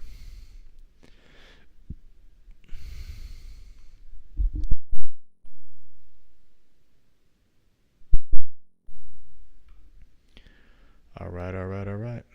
Let's copy everything here. Copy, copy. And then let's give us some space here to do our formatting. Paste all that in. Delete that. It's just a thing there. We delete that. And here, compiling drivers down to symbol resolution. Let's go ahead and strip these away.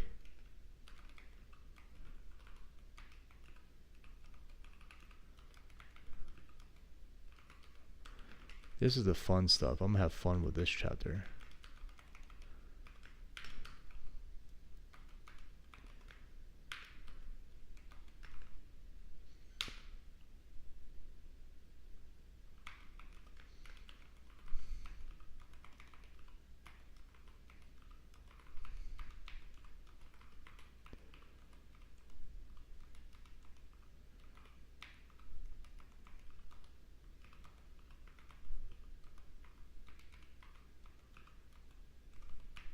Okay.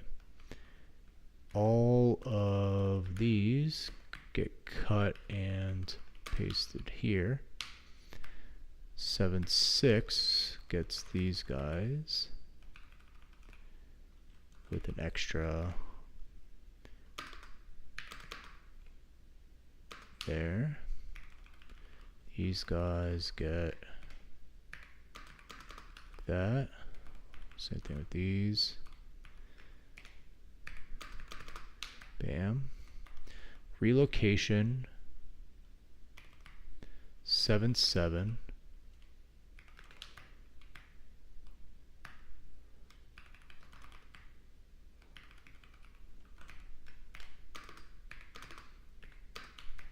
Okay. Executable object files down to library and interpositioning.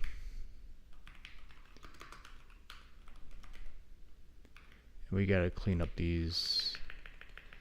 How do I do? I can do that then. 7.13.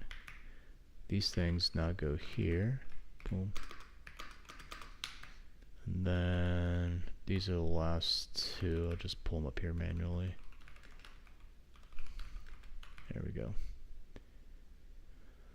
Okay, and then I need to fix anywhere that has %s. Sorry. $% for space new line. Search for that. Replace with nothing global. No, doesn't like the /r. I'll do a /n then, and replace with just /n. /r. There we go.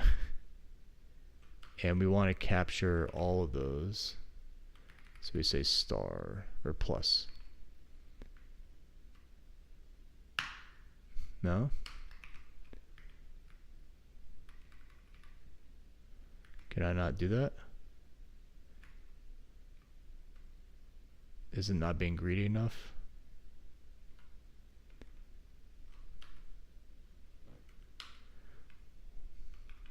Well, fuck it, I'll just manually.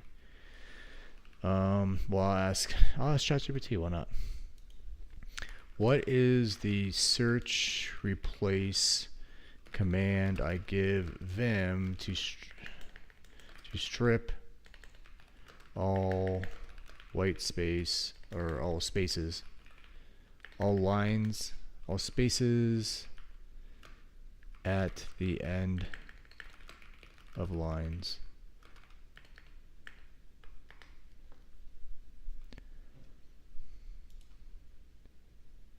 Oh, I don't have to do a new line. I could do %s/ and then I'll do space plus, like I was doing before, but I'll do to the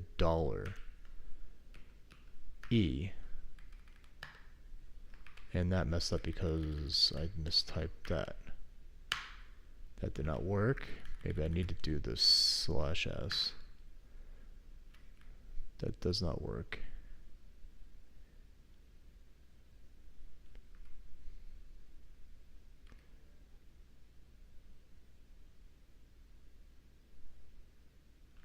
E.g.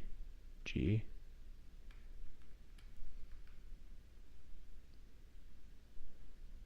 Oh, and I have to do, that's what it was. So I could do that. I could do new line, replace with R. As long as I escaped the plus. For some reason it needed this plus to be escaped.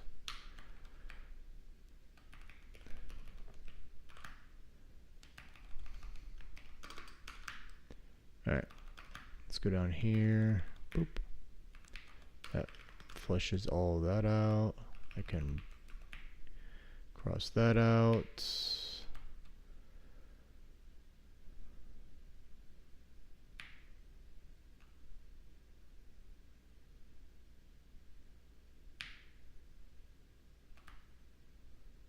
Okay. Cool.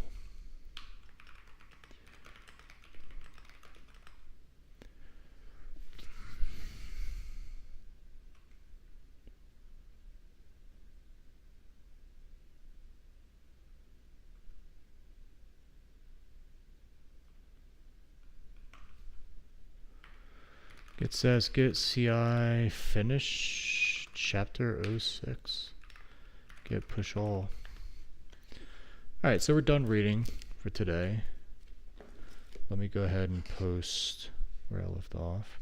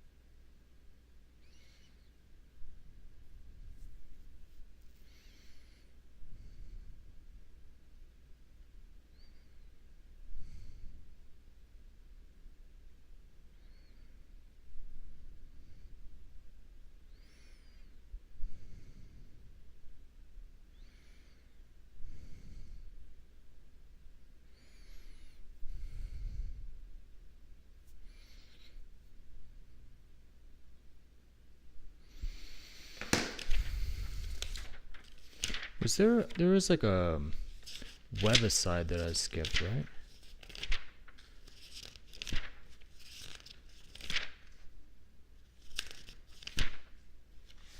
I know it's part of this chapter.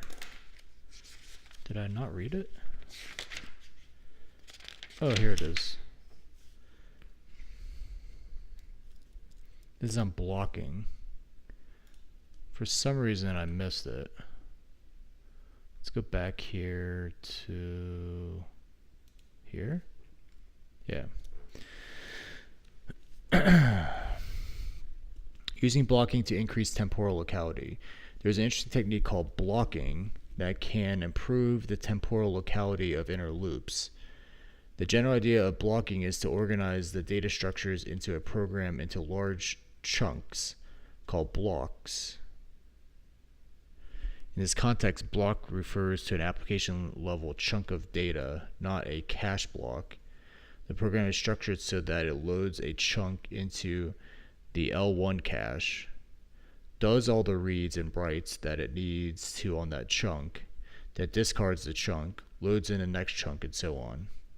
Unlike the simple loop transformation for improving spatial locality, blocking makes the code harder to read and understand. For this reason, it is best suited for optimizing compilers or frequently executed library routines. Blocking does not improve the performance of matrix multiply on the Core i7 because because of its sophisticated prefetching hardware. Still, the technique is interesting to study and understand because it is a general concept that can produce big performance gains on systems that don't prefetch.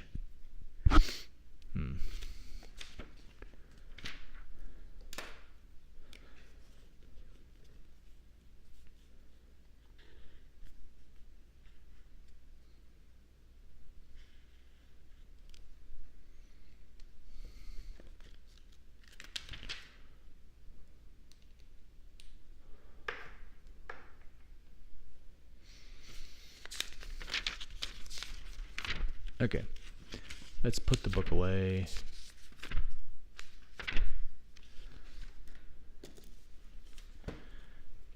We got about 45 minutes here before I'll sign off. Trying to think what I want to do. I'm gonna hit the light here just to start winding down.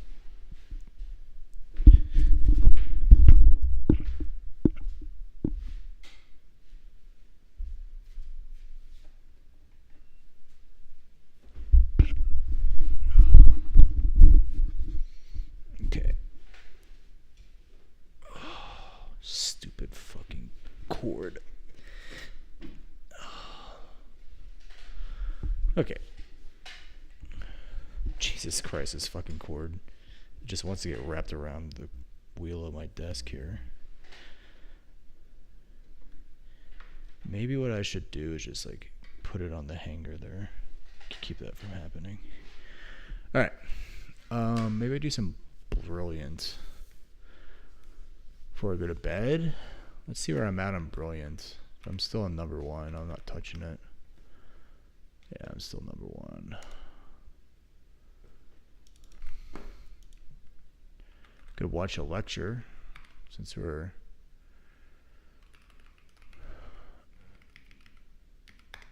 we are on to linking.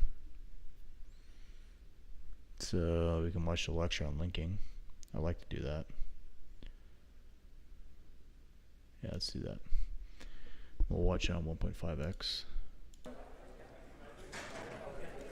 Today we're going to begin transitioning from how our programs interact with hardware to how they interact with software, in particular system software. And we're going to start that investigation by learning about a process called linking, which is how the system builds your programs. Okay? So we're going to study the process of linking, and then I'm going to show you a really cool technique called library interpositioning, which allows you to use linking to actually intercept on function calls in libraries like the standard C library. So it's a very, very powerful and interesting technique, and it's all enabled by linking. So let's start with a simple program. This program consists of 2 modules, main.c and sum.c. Sum.c takes as an array as an argument and a length, n, and then it sums up the elements of that array and returns the sum back to the caller. Main.c calls the sum function and passes it a 2-element array of ints, and then returns the value received from sum. That's kind of an odd thing to do, to return your exit status like that, but we just did it so that the compiler wouldn't optimize away all of our code. All right, now let's look at what happens when we want to compile those 2 modules. For each of main.c and sum.c, the GCC calls a series of translators on those modules, on those .c files. First calls the C preprocessor, CPP.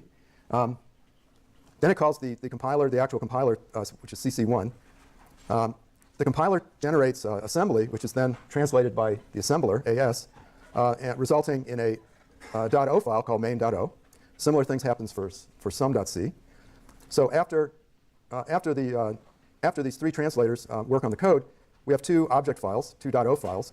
The linker takes those .o files and puts them, links them together, sort of smashes them together to form a single executable called that we can then run, that we can then load and run on the system. So the main.c and sum.c are called source files. These .o files are object files that we were separately compiled, and we call them relocatable object files because they can be combined together to form the fully linked executable object file. So why do we do it like this? Why do we allow this so-called separate compilation? Why don't we just have like one big one big file with all of our code in it? Well, there's a couple reasons. The first is modularity. So by allowing you to break your code into smaller pieces, you can put related functions into separate source files. You can define libraries of functions. So it's just good technique, and it allows you to kind of break your code up into nice modular pieces. The other reason is efficiency. So if we've broken up our program into multiple chunks, if we only need to change one of the chunks, we don't have to recompile all the other modules, right? We can just recompile the one module that we changed and then link them all together again, right? So it's efficient in time. It's also efficient in space because you can take all of the functions in the standard C library. You can put them all together, but then the only functions that you actually get compiled and linked into your program are the ones that you actually call. Okay, so you can save space. Normally you use only a small subset of the standard C functions, and so there's no point in linking all of those functions into your code if you don't need them. All right, so what do linkers do? Well, there's two main tasks that a linker performs. The first is called symbol resolution. So programs define and reference symbols. Okay, what the linker refers to as symbols, and these are global variables and functions. Okay, and the names and those objects are referred to as symbols. So here we're defining a symbol called swap. Here when we call swap, we're referring to that symbol. Okay, that's a reference to the symbol. And here we're defining a pointer to an int called xp. So we're defining xp, and we're initializing it to the address of x. So that's a reference to x. Okay. So the symbol definitions are stored in the object file by the assembler in a symbol table, which is an array of structs, where each struct contains information about the symbol, like the name of the symbol, its size, and where it's located. Now, what we mean by symbol resolution is that during the linking process, the linker associates each symbol reference with exactly one symbol definition. Okay. So it's possible in multiple, why is this an issue? Well, it's possible like in multiple modules, you may declare a global variable with the same name. The linker has to decide which one of those definitions to use for all subsequent references. Now, once the linker is associated a unique object with a unique symbol definition with each reference, then it does the second step, which is relocation. And during relocation, it merges all of the modules together into a single executable object module that can be directly loaded and executed on the system. So when it does this merging, it has to figure out where each symbol, each function, and each variable is going to be stored. Okay, and this is called relocation because initially functions are just stored at some offset in their object module, right? Because the linker doesn't know where those functions are actually going to be eventually loaded into memory. So before relocation, the address of a function in the object module is just its offset in the module, and similarly for data. During the relocation step, the linker decides on where each symbol is going to be ultimately located in memory when the program executes, and it binds those absolute memory locations to the symbol, and then it goes and looks at all the references to those symbols, and it updates those references so that now they point to the correct address. Okay, so figure out where stuff is going to go. For each definition, figure out where it's going to go, and for each reference, then update that reference so it now points to the right spot. So let's look at how these steps work in more detail. Before that, we need to define a few things. So there's three kinds of object modules that I've alluded to. There's the .o file, which is a relocatable object module. This is the output of the assembler. Okay, and it's a binary file, but it's not in any form that can be directly loaded into memory. It needs to be manipulated by the linker before it can be actually used. There's the executable object file, which is generated by the linker. These are called a.out files sometimes. Historically, the very first Linux systems, the executable, this sort of the default name that the developers of Unix used, the default name for their executables was a.out. So that's just sort of a historical reason that it's called a.out.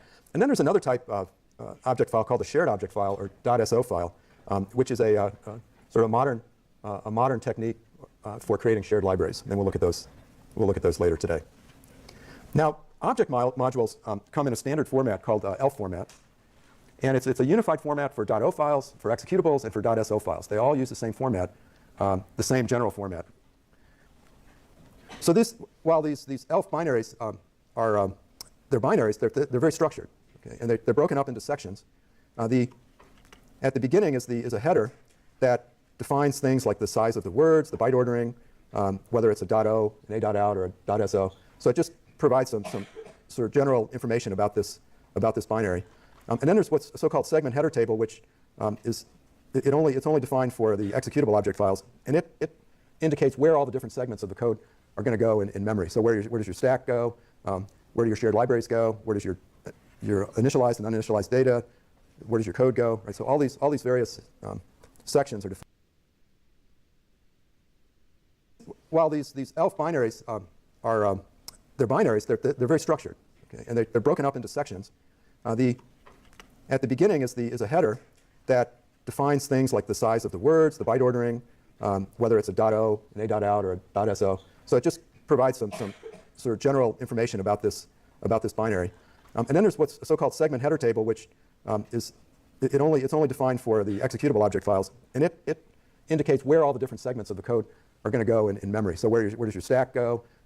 Where do your shared libraries go? Where does your initialized and uninitialized data? Where does your code go? Right. So all these various sections are defined in the segment header table. And then there's the code itself, which is called the .text section for sort of arcane historical reasons. So .text is always code. And then that's followed by read-only data, such as the jump tables in switch statements. So text and read-only, the .text and .ro data have the property that they're both read-only. You don't write to them. Okay.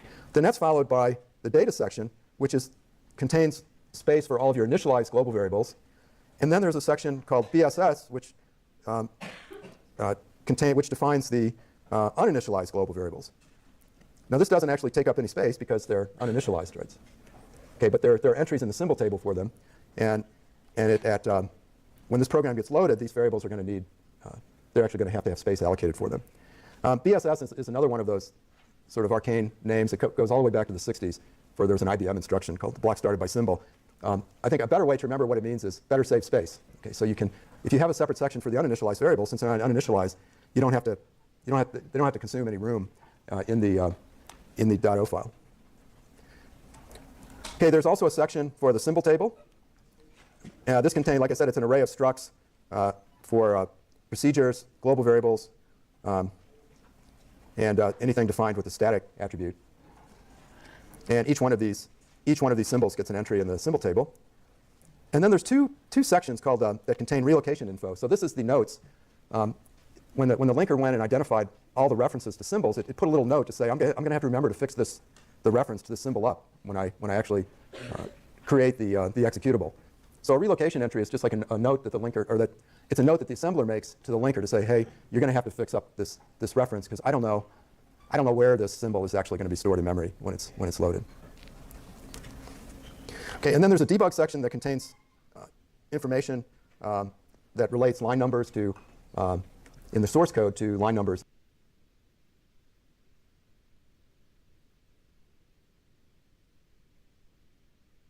in the machine code. Okay, and so it's called .debug, and this is what you get when you compile with -g. And then there's a header table that tells you where all these different sections start. Now, to a linker, there's three different kinds of symbols. Global symbols are defined in some module M, and they can be used by other modules. Right? So, I mean, did you notice if we have a program that consists of multiple modules, and we compile each one of those modules into a .o file, we'll be calling functions that are defined by other modules. Right? Okay, so those, but there's no error.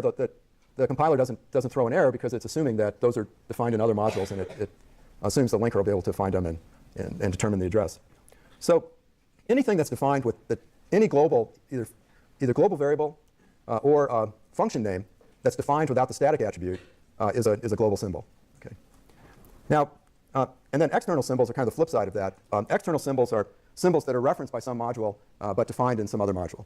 Okay. So in our little running example, when main.c called the function sum, it was referencing an external symbol. Okay. And then there's local symbols, and these are symbols that are defined and referenced within a module. Okay, and those you create. This is different from local variables. Okay, the linker, local C variables are managed by the compiler on the stack. Linker has no idea about local C variables. Okay, in this context, when we talk about a local symbol, what we're talking about is a global variable or function declared with the static attribute that can only be referenced from within that module. So we say that the scope of a function or a global variable defined with the static attribute is limited to the module that it was defined in. Okay. So this is, in C, this is how we do abstraction. And this is how we can create sort of private functions that, and private functions that can't be called from outside that module. Okay. So for instance, if we want to make a library in C of functions, we want to make a collection of functions that other programs can then call, link into their program and call. The functions that we want to make visible to other programs are defined without the static attribute. And the functions that we want to have private and just be internal, we declare with the static attribute. Okay. And that way we get abstraction and we get hiding, information hiding, and we're only exposing data and functions that we want to expose. All right, so let's look in detail how the symbol resolution step works. Recall our example program. So here we're referencing a global called array that's defined within main.c. Here we're defining main, a global called main. Here we're referencing a global called sum that's defined in sum.c. And val is a local C variable on the stack, and linker knows nothing about that. Okay. Nor does it know anything about I or S, which are also local variables. Now let's just let's make sure that we understand the difference between local static C variables versus local non-static C variables. So here we're defining a local static variable called int within this function f. Now, because it's local, its scope is limited to this function. So this variable x can only be referenced within function f.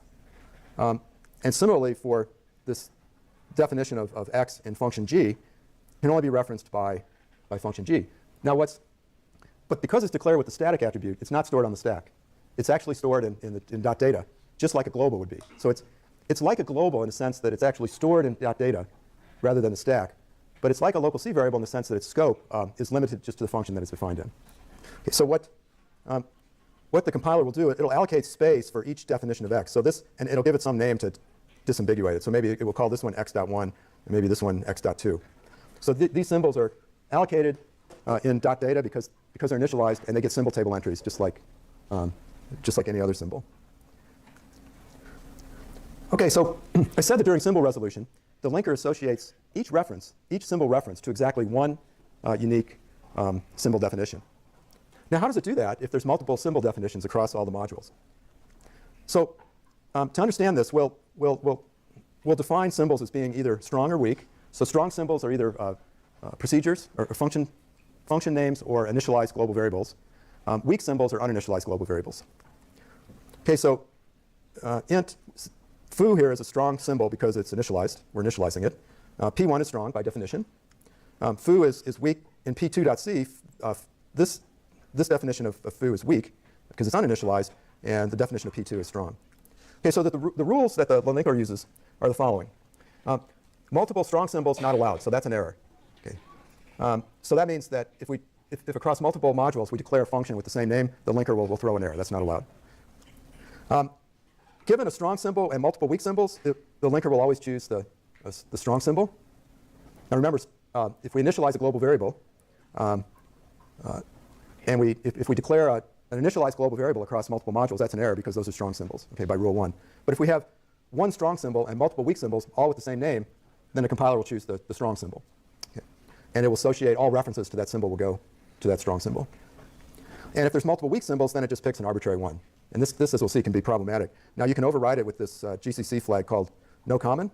And if you declare your function with this no common argument, then multiple weak symbols will throw an error in the linker. All right, so why do we care about all this stuff? Well, it turns out if you're not aware of this stuff, you can run into some really serious problems that are just perplexing and confounding. Right? So linker errors are like the worst kind. They're the hardest kind to debug because people aren't usually aware of what's going on inside their linkers. And usually it's only like the very best programmers that really understand how these linkers work and what kind of errors they can throw and how to debug them. So let me show you some examples of these kind of errors. All right, so we have a program. We have two modules, so each of these rectangles corresponds to a module. And we're defining P1 in each module. So that's two strong symbols. That's an error. Okay. Now here we're defining P1 and P2, so we're OK. But now we've got two weak symbols. Both are integers, variables called x. So, and if these modules are referencing x, the linker will just pick one of these to serve as the definition. But is this really what you want? Now, in this case, it doesn't really hurt anything because x is declared in both modules as an int. Right? So it'll just be some integer-sized variable that, and it'll be somewhere in, but it doesn't really matter which one the linker chooses. But we start to get into trouble if we declare these weak symbols with different types. So here we've declared an int x in one module and a double x in another module. So if we write to x, if the linker just arbitrarily chooses this symbol definition to use, now this is a symbol that of length 8, of size 8. If we anywhere in this program, if the linker chooses that, then anywhere in the program, those references to x will be to this double word. Even in this module, if we reference x, it'll be an 8-byte write, so it'll overwrite y with the high order. Excuse me.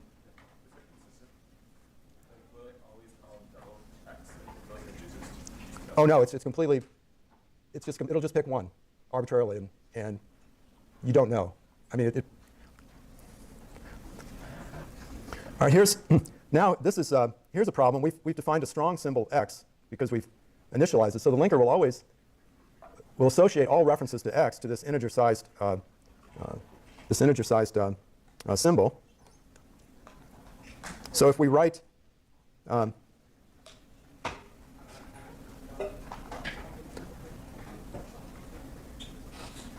oh yeah, right. So writes to x here. This will be a double in this module, but it'll overwrite y in this module. So that's really nasty. And here we're defining a strong symbol x. So references to x in this second module will always it will refer to this initialized variable, which might not, so it might not be what you want, right? You may be assuming that it's uninitialized in your code. Okay, and then you get the ultimate nightmare scenario. Suppose, because we're following a standard ABI, we can compile our code with multiple compilers. And this actually happens in some, oh yes, questions? Oh, well, just on the second to last one, if you write to x and p2, wouldn't the strong x and p1 still take preference? Oh yeah, actually you're right. It will still take preference, and you'll be writing a 4-byte quantity, which is what you want. So that slide's not quite right. So and then I have a question about something before. Oh yeah, well, what is the point of doing the static versus non-static? And then if you write to x and p2, wouldn't the strong x and p1 still take preference? Oh yeah, actually you're right. It will still take preference. We can compile our code with multiple compilers, and this actually happens in some. Oh yes, questions. Oh, well, just on the second to last one, if you write to x and p2, wouldn't the strong x and p1 still take preference? Oh yeah, actually you're right. It will still take preference, and you'll be writing a 4-byte quantity, which is what you want. So that slide's not quite right. So and then I have a question about something before. Oh yeah, well, what is the point of doing the static versus non-static if it's always being referenced just locally in your function anyway? What is the point of declaring it static? Is it stores it in like the? No. It's if you reference a variable that's a variable is defined in your module, and then you defined locally within your function, like in the previous example. With the static. Right, with the static versus non-static. Right. Oh, they're both local. So you do this if you want a value to retain from if you want that variable to retain value from invocation to invocation. So suppose it's usually a bad idea, as we'll see when we study threads, because it makes your code non-thread safe. But like early random number generators it would compute a pseudo-random number, and then it would store it in a static variable, and then use that as the starting value for the next time you call that function. So whenever you want values to persist across function invocations, you would do static. Yes.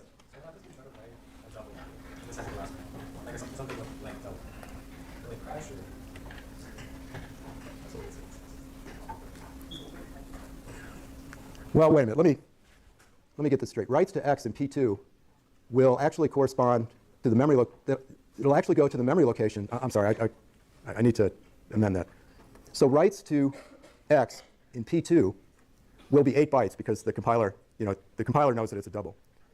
But it'll go to a memory location that's only 4 bytes because the linker chose the strong symbol. Okay, so the writes to x in P2 will actually overwrite y. Okay. I'm sorry. Yes, question.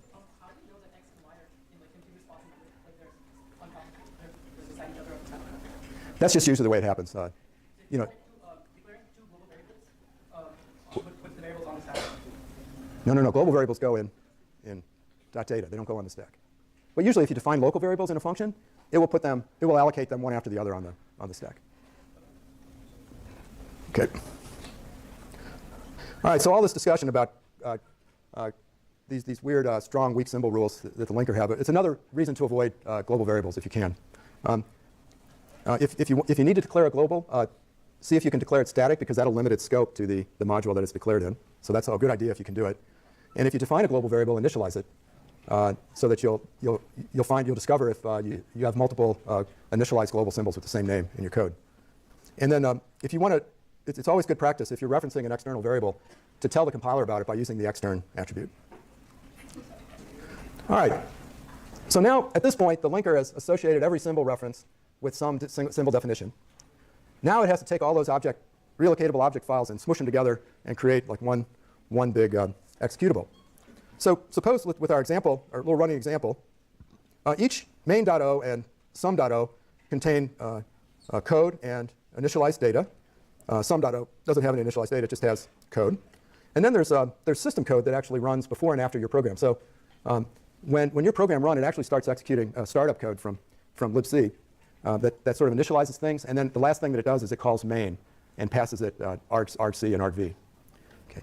And then when your program exits, well, that's a syscall. But if your main function routine does a return, then it returns back to that startup code, which then does an exit. Okay.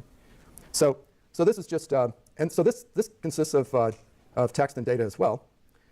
And so when the linker relocates these object files, it takes all of the code, the .text sections from each of the modules, and puts them together contiguously in the .text section for the executable object file. Okay, so it just puts them together in some order that it determines, and it creates a combined .text section in the executable that contains all of the system code and all of the code defined in the modules.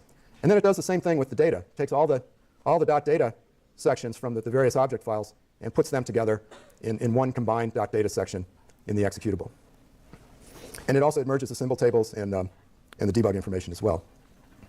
Now, when just the act of sort of relocating these object files requires the linker to figure out where it's going to actually store these different symbols when this program gets loaded. So it has to pick an address for main that function will start at, some absolute address. It's going to have to do the same for swap. So for all the data arrays, right? But the problem is that when this code is compiled, the compiler doesn't know what addresses the linker is going to pick. So the compiler creates these reminders to the linker called relocation entries, which are then stored in the relocation sections of the object file. And these relocation entries are instructions to the linker that there's a reference to a symbol that's going to have to be patched up when the code is actually relocated and merged into the executable. So let's look at a couple of examples. So in our main.c module, there was a reference to this global symbol called array. Okay. And then there's also a reference to this global symbol sum, which is a function. So the compiler creates two relocation entries. The first one for the reference to the array A. So here we're moving. Remember, EDI is the first argument. So remember, our sum function takes the address of the input array as its argument. So this move, we're moving the address of the array into EDI for the first argument. But the compiler doesn't know what that address is going to be, right? So it just moves an immediate value of 0 into EDI temporarily, right? So you can see this is all zeros. The BF is the move instruction, and then there's all zeros for now. And then it places this relocation entry in the relocation section of main.o, and it says to the linker at offset A. So these, let me remind you, these our main.o module only contains one function. So that function starts at offset 0 in the code section of the module, in the .text section of the module. If there were other functions in this module, they would follow immediately after. Okay, and so you can see what the compiler is. It's just generating offsets of these instructions from the beginning of the .text section, and it includes this relocation entry which says to the linker, hey, when you're relocating main.o at offset A in this .text section, you've got a reference, a reference to an array in the form of a 32-bit address. Okay, so that eventually, the linker is going to have to patch up these. So this is address 9. This is address A. It's going to have to patch up the 4 bytes starting at address A with the absolute address of the symbol array. And then similarly, the reference to this function sum, the compiler has no idea where sum actually will end up. It doesn't even know what module it's in, or even if it is defined in a module. So in this case, it just it does a call with all zeros, and then it adds this relocation entry that says to the linker, at offset f, you've got a 4-byte PC relative reference to a function, to a symbol called sum, and then this is sort of an arcane detail, and it includes, there's an option to include a bias in the offset. And since calls are always resolved using PC relative addressing, the value that's going to be placed here at these 4 bytes at offset f is going to be an offset from the current RIP value, or programmer counter value. And since the program counter always points to the next instruction, it includes this, which is 4 bytes away, it includes this offset of -4. So I talk about it in detail in the book if you really want to know how this works. But just the point here is that there's enough information for the linker to actually fill in the right address. So now if we look at the relocated text section, so if we compile this code into an executable and then we use objdump to disassemble it, then what you see is this reference here where we move the address of A into EDI. Those 4 bytes, which were originally 0, have now been updated with the actual address of array in memory at runtime. Okay, so the linker's decided that the array is going to go at address 0x601018, and then it's actually patched the 4 bytes in the move instruction with that absolute address. And the call to sum it's also been updated, but this one's interesting, right? So the address, it's been updated with the PC relative address of 5. Okay, so when this program runs, this call instruction, what it will do when it computes the absolute address of the function sum, it will take the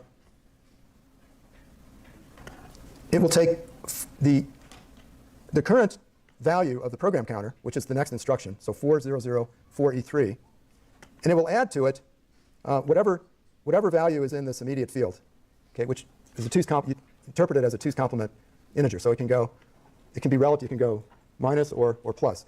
In this case, it's saying that the function that you want to call is at 4004E3 plus 5, which is 4004E8, which is the address of sum. Okay, and so the linker does the compiler has all the smarts. The compiler computed the relocation entry. The linker is just blindly going through each of those relocation entries and just doing what it's told.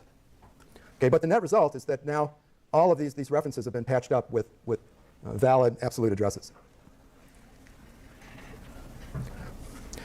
Now, once the linker has created an object file, that object file can be loaded, the code and data in that object file can be loaded directly into memory with no further modification. Okay, so if you look at all of the read-only sections in the executable, so there's this init section, which we don't have to worry about that. All the code is in the .text, and things like jump tables are in RO data. All of this data can be loaded directly into memory as is. Okay, so these bytes can just be copied directly into memory, and that forms a so-called read-only code segment. The data in the .data and BSSX sections can also be copied directly into memory. Okay. And in the case of the variables in .data, they'll be initialized to a value that's stored in the symbol table. So we're drawing our memory here. This is the address space that every Linux program sees. And we're drawing addresses starting from 0 and going up, increasing as we grow up. And every program is loaded at this same address, 0x400000. And so the code comes directly from the object file. The data comes directly from the object file. And then that's followed by a runtime heap, which is created and managed by malloc. So when you dynamically need to allocate memory, like using malloc, that memory comes out of this heap, which starts immediately following the data segment and grows upwards. The stack is at the very top of the visible memory that's available to application programs. The memory above that is restricted to the kernel. Okay, so if you try to access those memory locations, you'll get a seg fault. And then the stack, as we know, goes down. So this is managed and created at runtime. And then there's this region, somewhere in this huge gap between the stack and the heap, there's a region for shared libraries. So the .so files all get loaded into this memory map region for shared libraries. Now, the top of the heap is indicated by this global variable maintained by the kernel called break, brk. And the top of the stack, as we know, is maintained by the general purpose register, RSP. Now, this is a little bit of a simplification. If you actually look at the addresses returned by malloc, there's actually two heaps. There's a heap up here in the high memory that grows down that's used for large objects, very large, if you malloc a whole bunch of space. And then the heap that grows up is reserved for smaller objects. So I'm not really sure why they do this. I think it allows them to have separate allocation algorithms for large objects and small objects. Okay, so one of the real advantages of linking is it allows us to create libraries of things. So it's always something we want to do as programmers. We always want to create abstractions and then present those abstractions to users, right? And we do that by creating libraries, defining an API. Yes. How much space is allocated for the so how can we build? I think it just actually that's a good question. The things I've done, it just grows until it runs out of memory. Right? So I don't think. Actually, that's a really good question. I mean, I've done those experiments, and it eventually reaches some limit. Yeah, I don't know. It's a very large number.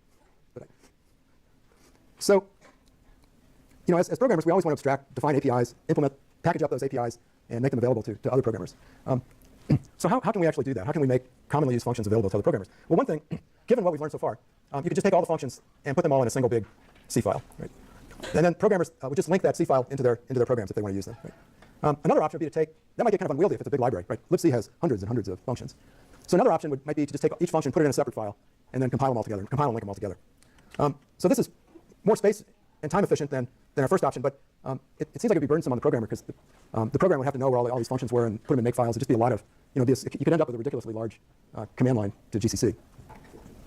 So the one solution to this problem is that the first solution that the developers of Unix came up with is something called a static library. So the idea with a static library is that you create this archive called the .a file, which is just a collection of .o files where each .o file contains a function. Okay, so you take all the functions in your library, you use option 2 to create a bunch of .o files, and then you use a program called an archive, or AR, to take those .o files, put them together all together in a big file called an archive, with a table of contents at the beginning that tells you the offset of each one of the .o files. Okay? So an archive is just this concatenated collection of .o files. And then you pass that archive to the linker, and it only takes the .o files that are actually referenced and links them into the code. Right? So it's a more efficient way. You can have a huge archive, like libc, but if you only call printf, the only .o file you get is printf.o. Okay, so the way this works is, as before, we take all the functions we want to put in our library. We run them through our translators to get .o files. We pass those to the archiver to get the archive. So in this case, libc.a, and which has this code for printf that we might want to use. Right? And so we can recreate that archive anytime we want. So if one of these functions changes, like say printf changes, you just recompile printf and then re-archive all of the .o files. So in libc, it's about 1,500 object files in its archive. Things like printf, scanf, simple integer math, and there's also a math library, which has several hundred common functions for things like floating point math, sine, cosine, tangent, etc. These libraries, the convention is that a library always is prefixed with lib, lib, and then sort of some indication of what it does. So now let's see how linking with these static libraries would work. So I've created a little example here. I've created a library called libvector.a, and it consists of functions that manipulate vectors. And this is a real simple library. It just adds, there's a function to add two vectors, x and y together, and return the result in z. And then another similar function that will do pairwise multiplication of two vectors. So xi times yi equals zi. And now I compile these two programs, and I'll package them into an archive called libvector.a. And then in my main program, I'm going to call one of those functions addvec to add these two vectors x and y together. So now what happens when we compile this program? We've constructed the archive libvector.a from addvec.o and multvec.o, and we pass that archive to the linker along with our main2.o relocatable object file. And we also pass it libc.a, which has the definition which contains printf.o, and anything else that printf.o might call. So these three, the linker detects the reference to addvec, the function addvec, and so it just pulls addvec.o out and ignores the rest. Similarly for printf.o, and then it compiles all those main2.o, addvec.o, and printf.o all together into this fully linked executable called prog2c for compile time. So we're doing this linking at compile time when we call it GCC. Now what the linker does when it's using static libraries, it scans all the .o files and .a files in order on the command line. So you're just typing GCC and then a list of .o files and .a files in some order. So during the scan, it keeps a list of the current unresolved references. Right? So if let's say it looks at main.o first and there's a reference to printf, well, that's an unresolved reference because printf's not defined in main.o. So that goes in a list of undefined references. And at some point or another, as each new .o file or .a file is encountered, the linker tries to resolve its list of unresolved references with the symbols that are defined in that .o file or .a file.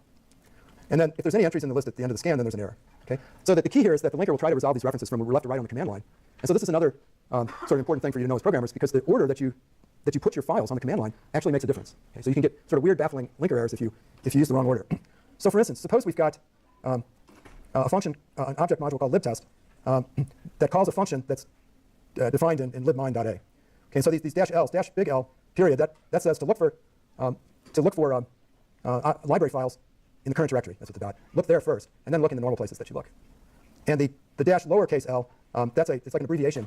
We could replace this with just the fully spelled out libmine.a. Okay, but you'll see this lowercase l used a lot. So libtest calls a function that's declared in libmine.a. So the linker looks at the unresolved symbols in libtest.o, and it detects that there's this unresolved function. Let's say it's called foo, or no, it's called libfun. So and it puts it on the list, and then it goes on to the next command line entry, and that's libmine.a. And in there it finds this symbol libfun, and it resolves the reference to libfun to the actual address, the relocated address. Now if we switch the order and we put libmine.a first, followed by libtest.o, well there's no unresolved references in this library, right? It's just a collection of function definitions. So there's no unresolved references, so the linker looks at that, that's all good. And then it looks at libtest.o, and now there's an unresolved reference to libfun, but we're at the end of the command line, so that's a linker error. So you get this really cryptic error message. And if you didn't know about this ordering rule, you wouldn't have any idea how to debug it. Okay, so the static libraries are kind of the old-fashioned solution. The modern solution is to use dynamic libraries or shared libraries. So the reason there's this sort of newer form of libraries is static libraries have some disadvantages. So if you compile with static libraries, then every function that uses printf, or every program that uses printf has to have a copy of printf. Okay, but almost every program uses printf, right? So there's shared libraries provide a mechanism where there can just be there's just one instance of a shared library member like printf, and every program running on the system will share that one copy. Okay? So that's sort of the big disadvantage is this potential duplication. So shared libraries are different in the sense that they contain code and data that are linked and loaded into the program not when it's compiled and linked into an executable object file, but actually when the program is loaded into the system. So linking of references to shared library objects is deferred until the program is actually loaded into memory, until the executable object file is actually loaded into memory. And this can it can even happen. It can happen when the program is actually loaded into memory, but it can also happen at runtime, anytime at runtime. So you can be running a program, and that program can arbitrarily decide to load a function that's declared in a shared library. And I'll show you that. It's really cool. Now these things are often called shared libraries. They're called dynamic link libraries, like in Windows. They're called DLLs. .so files. They're all reference the same thing. Okay, so like I said, the dynamic linking can occur when the program's loaded or after it's loaded and actually running. And there's this sort of big deal that shared library routines can be shared by multiple processes. And we'll look at this. This will make sense when we look at virtual memory, so don't worry about that now. But here's how the process works. So first we have to create, instead of creating an archive, we create a shared library. So our libvector routines, instead of creating an archive .a file, we create a .so file using the shared argument to GCC. So we take our two input functions, addvec and multvec, and shared says to create, and we're telling GCC to create a shared library and place it in libvector.so. Okay, and there's also the C developers created a shared library called libc.so that contains printf and other standard library functions. So we take our program, main2, this is the same program that calls addvec, and we compile it into main2.o, and we pass main2.o and these .so files to the linker. Now the linker doesn't, at this point, it doesn't actually copy, let's say we're using addvec or printf, it doesn't actually copy those functions or do anything with them in the executable. It just makes a note in the symbol table that those functions will need to be, the references to those functions will need to be resolved when the program is loaded. Okay, so it puts in a relocation entry that says, fix this up when you load the program. So it's partially linked, but it's not fully linked. You can't take an executable file that was dynamically linked and load it directly. What you do is, the loader, which is the execve system call, and we'll learn more about that, but this is just a syscall that loads executables into memory and runs them. The loader takes the executable, and then it takes the shared .so files that this program needs. Okay, the linker also made a note of which .so files it needs. So the loader calls the dynamic linker, which takes those .so files and then actually resolves all the references to any unresolved reference. Okay, so the address of the addvec and printf functions isn't determined until the program is loaded, and it isn't determined by the dynamic linker until the program is loaded. So the dynamic linker goes through a similar process that the static linker did, sort of fixing up references to addvec, references to printf, and then at that point the binary is in a form that can be executed directly. The question? Yeah, I just have a question. Where you said that it scans your command line in order. Yes. What if you include a file? Where does that go? Like if you include a file that's in your sync directory, so you don't actually type it in the command line. Okay. The question is what happens if you include a file? So includes are handled by the C preprocessor. So they're gone. They're long gone by the time by the time the linker gets around to it. Okay, so the C preprocessor just takes sharp sign define, sharp sign include, and interprets those and outputs another C program. So if you include a file, the C preprocessor just takes that file and just expands it, and the output C program contains an expanded version of all the files that you included. Okay. Now, what's really cool is that you can also do this dynamic linking at runtime. So what I showed you before, we're doing it at load time, but you can also arbitrarily decide to load, link, and call a function from any function defined in a .so file. And the way you do it is there's an interface called dlopen that's in libc that allows you to do this. And so let's say we want to, this is our main program, and just like before, we want to call advec. Okay, but advec now is defined in a .so file, the exact same .so file that we generated before. When we compile, so we'll call this dll.c. When we compile this program dll.c, we have no idea that it's going to call a function from libvector.so. We just compile it as though it's a standalone C program. Within this program, though, we declare a function pointer called advec, and we give the prototype for this function. It's pointers, so it's 2 input arrays, the output array, and the size. And then first, we dynamically load the shared library that contains the function we want. So we call dlopen, and we say load up this .so file into memory so that I can call a function. But don't resolve, don't worry about resolving the references to functions until I actually tell you to. That's the lazy part. And so what this dlopen returns a handle that then you use in subsequent calls. Okay. So if the handle is null, there was some kind of error, like maybe this .so file doesn't exist. So once we've opened that .so file, then we use dlsim with the handle. So this, and then we give it we pass as a string the name of the function that we want to invoke. And what we get back from dlsim is a pointer to that function. And then we can use that function just like any other function. So we can use that function pointer, and we call it just as though it were a statically defined function. So you can see this is a very powerful technique. Okay, so let's finish the last little bits of the class. I want to show you, to try to convince you that linking is actually interesting, which is kind of a hard sell sometimes. Yes, question? So you said advec would be a function pointer? Yes. So would it be reference like this? No, that's how. No, you just it's declared as a function pointer, and then you just use the name of the function. You don't have to dereference it, or you call the function by just using that function pointer name, okay, just like I did. If you dereference it, you just get back a pointer value. You get back the address of that function. All right, so it's kind of a hard sell to convince you that linking is interesting, but I'm going to try. Okay, so there's this powerful technique called library interpositioning, and the goal is to intercept function calls from libraries and do something, intercept them for some reason. Right? So what we typically want to do is intercept a function call, maybe record some statistics or do some error checking, and then call the real function as intended. Right? So the idea is we're going to create wrappers, and when a program calls a function, what we're going to do is we're going to execute its wrapper instead, okay? And we're going to do it without changing any of the source. Now, there's a lot of reasons, there's a lot of applications for this. The neatest one that I know is that these Facebook engineers were trying to deal with this year-long bug in the Facebook iPhone app, and nobody could figure out what was going on. And they figured it out using library interpositioning. They figured out that there was something in the network stack writing to the wrong location. They figured it out by intercepting all the calls from their Facebook app that did writes. So things like write, VEP, write. So they intercepted all those calls, and then they were able to, when they looked at the arguments and how those functions were being called, they determined the error. You can also use it for monitoring and profiling. Like, so if you want to know how many times different functions get called, you can interpose. We use it for generating address traces. So your malloc, when you do your malloc lab later in the semester, you're going to be evaluating your malloc using traces that we generated from real programs using this interpositioning technique. Right? So we interposed on all the malloc and free calls in like Netscape, and then we just recorded what addresses and sizes malloc was returning and what blocks free was freeing up, and we just created a trace of those. And then so let me show you how you would do this.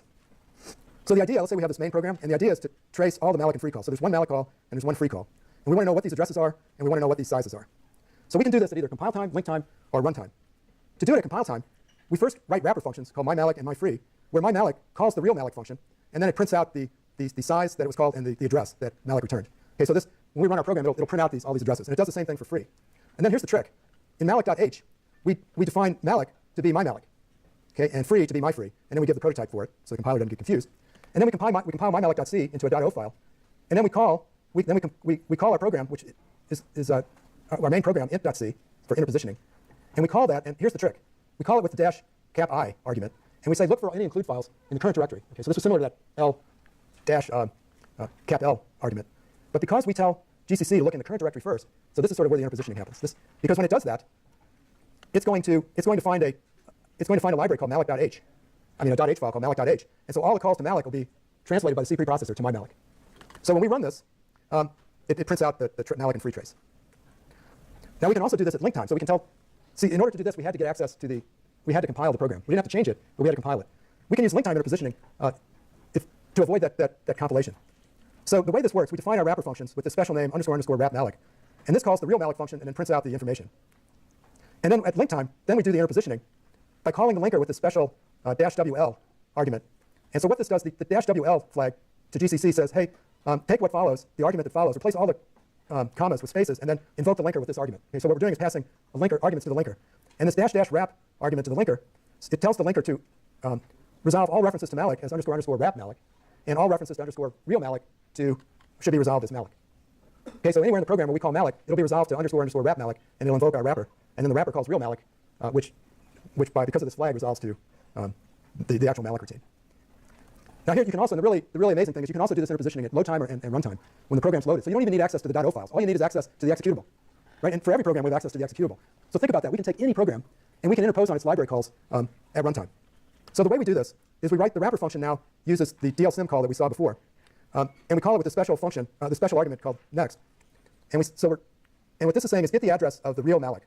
Okay, so and we're going to trick the linker into looking first to our implementation of malloc.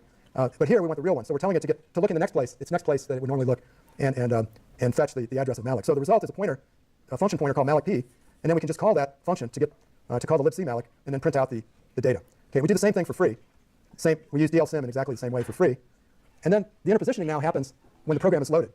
So notice we built this our main program now int r for runtime interpositioning. We built it. We created our .so file mymalloc.so using the shared argument, and then we compiled int.c into this executable called int_r. But notice there's no mention of mymalloc.so anywhere. And now the interpositioning happens when we actually run the program. And we do it, we affect the interpositioning by setting an environment variable called ld preload to mymalloc.so. And so this is an environment variable that tells the dynamic linker to look first in the value of ld preload is a list of locations. Look first in those locations to resolve references, and only later look in the normal system places. So we're saying to look in mymalloc.so for unresolved references first, and then we're invoking. So this is in bash, this is how you initialize an environment variable. So we're initializing it to mymalloc.so, and then we're loading and running the program. And so all the references to malloc get turned into the references to the wrapper function, the malloc function that we defined in our program. Okay, so that's it. So that interpositioning is a really cool technique, and it's only possible because of linkers. So, all right, so good. We'll see you on Thursday, and good luck with your cache links.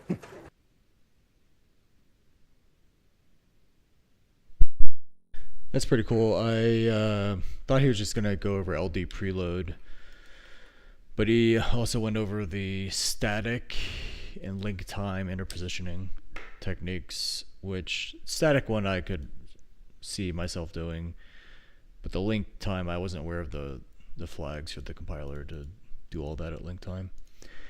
Anyways, it is time for me to get to bed. I pushed everything already, so yeah, I will be on tomorrow at 6 a.m. sharp to continue reading about linking.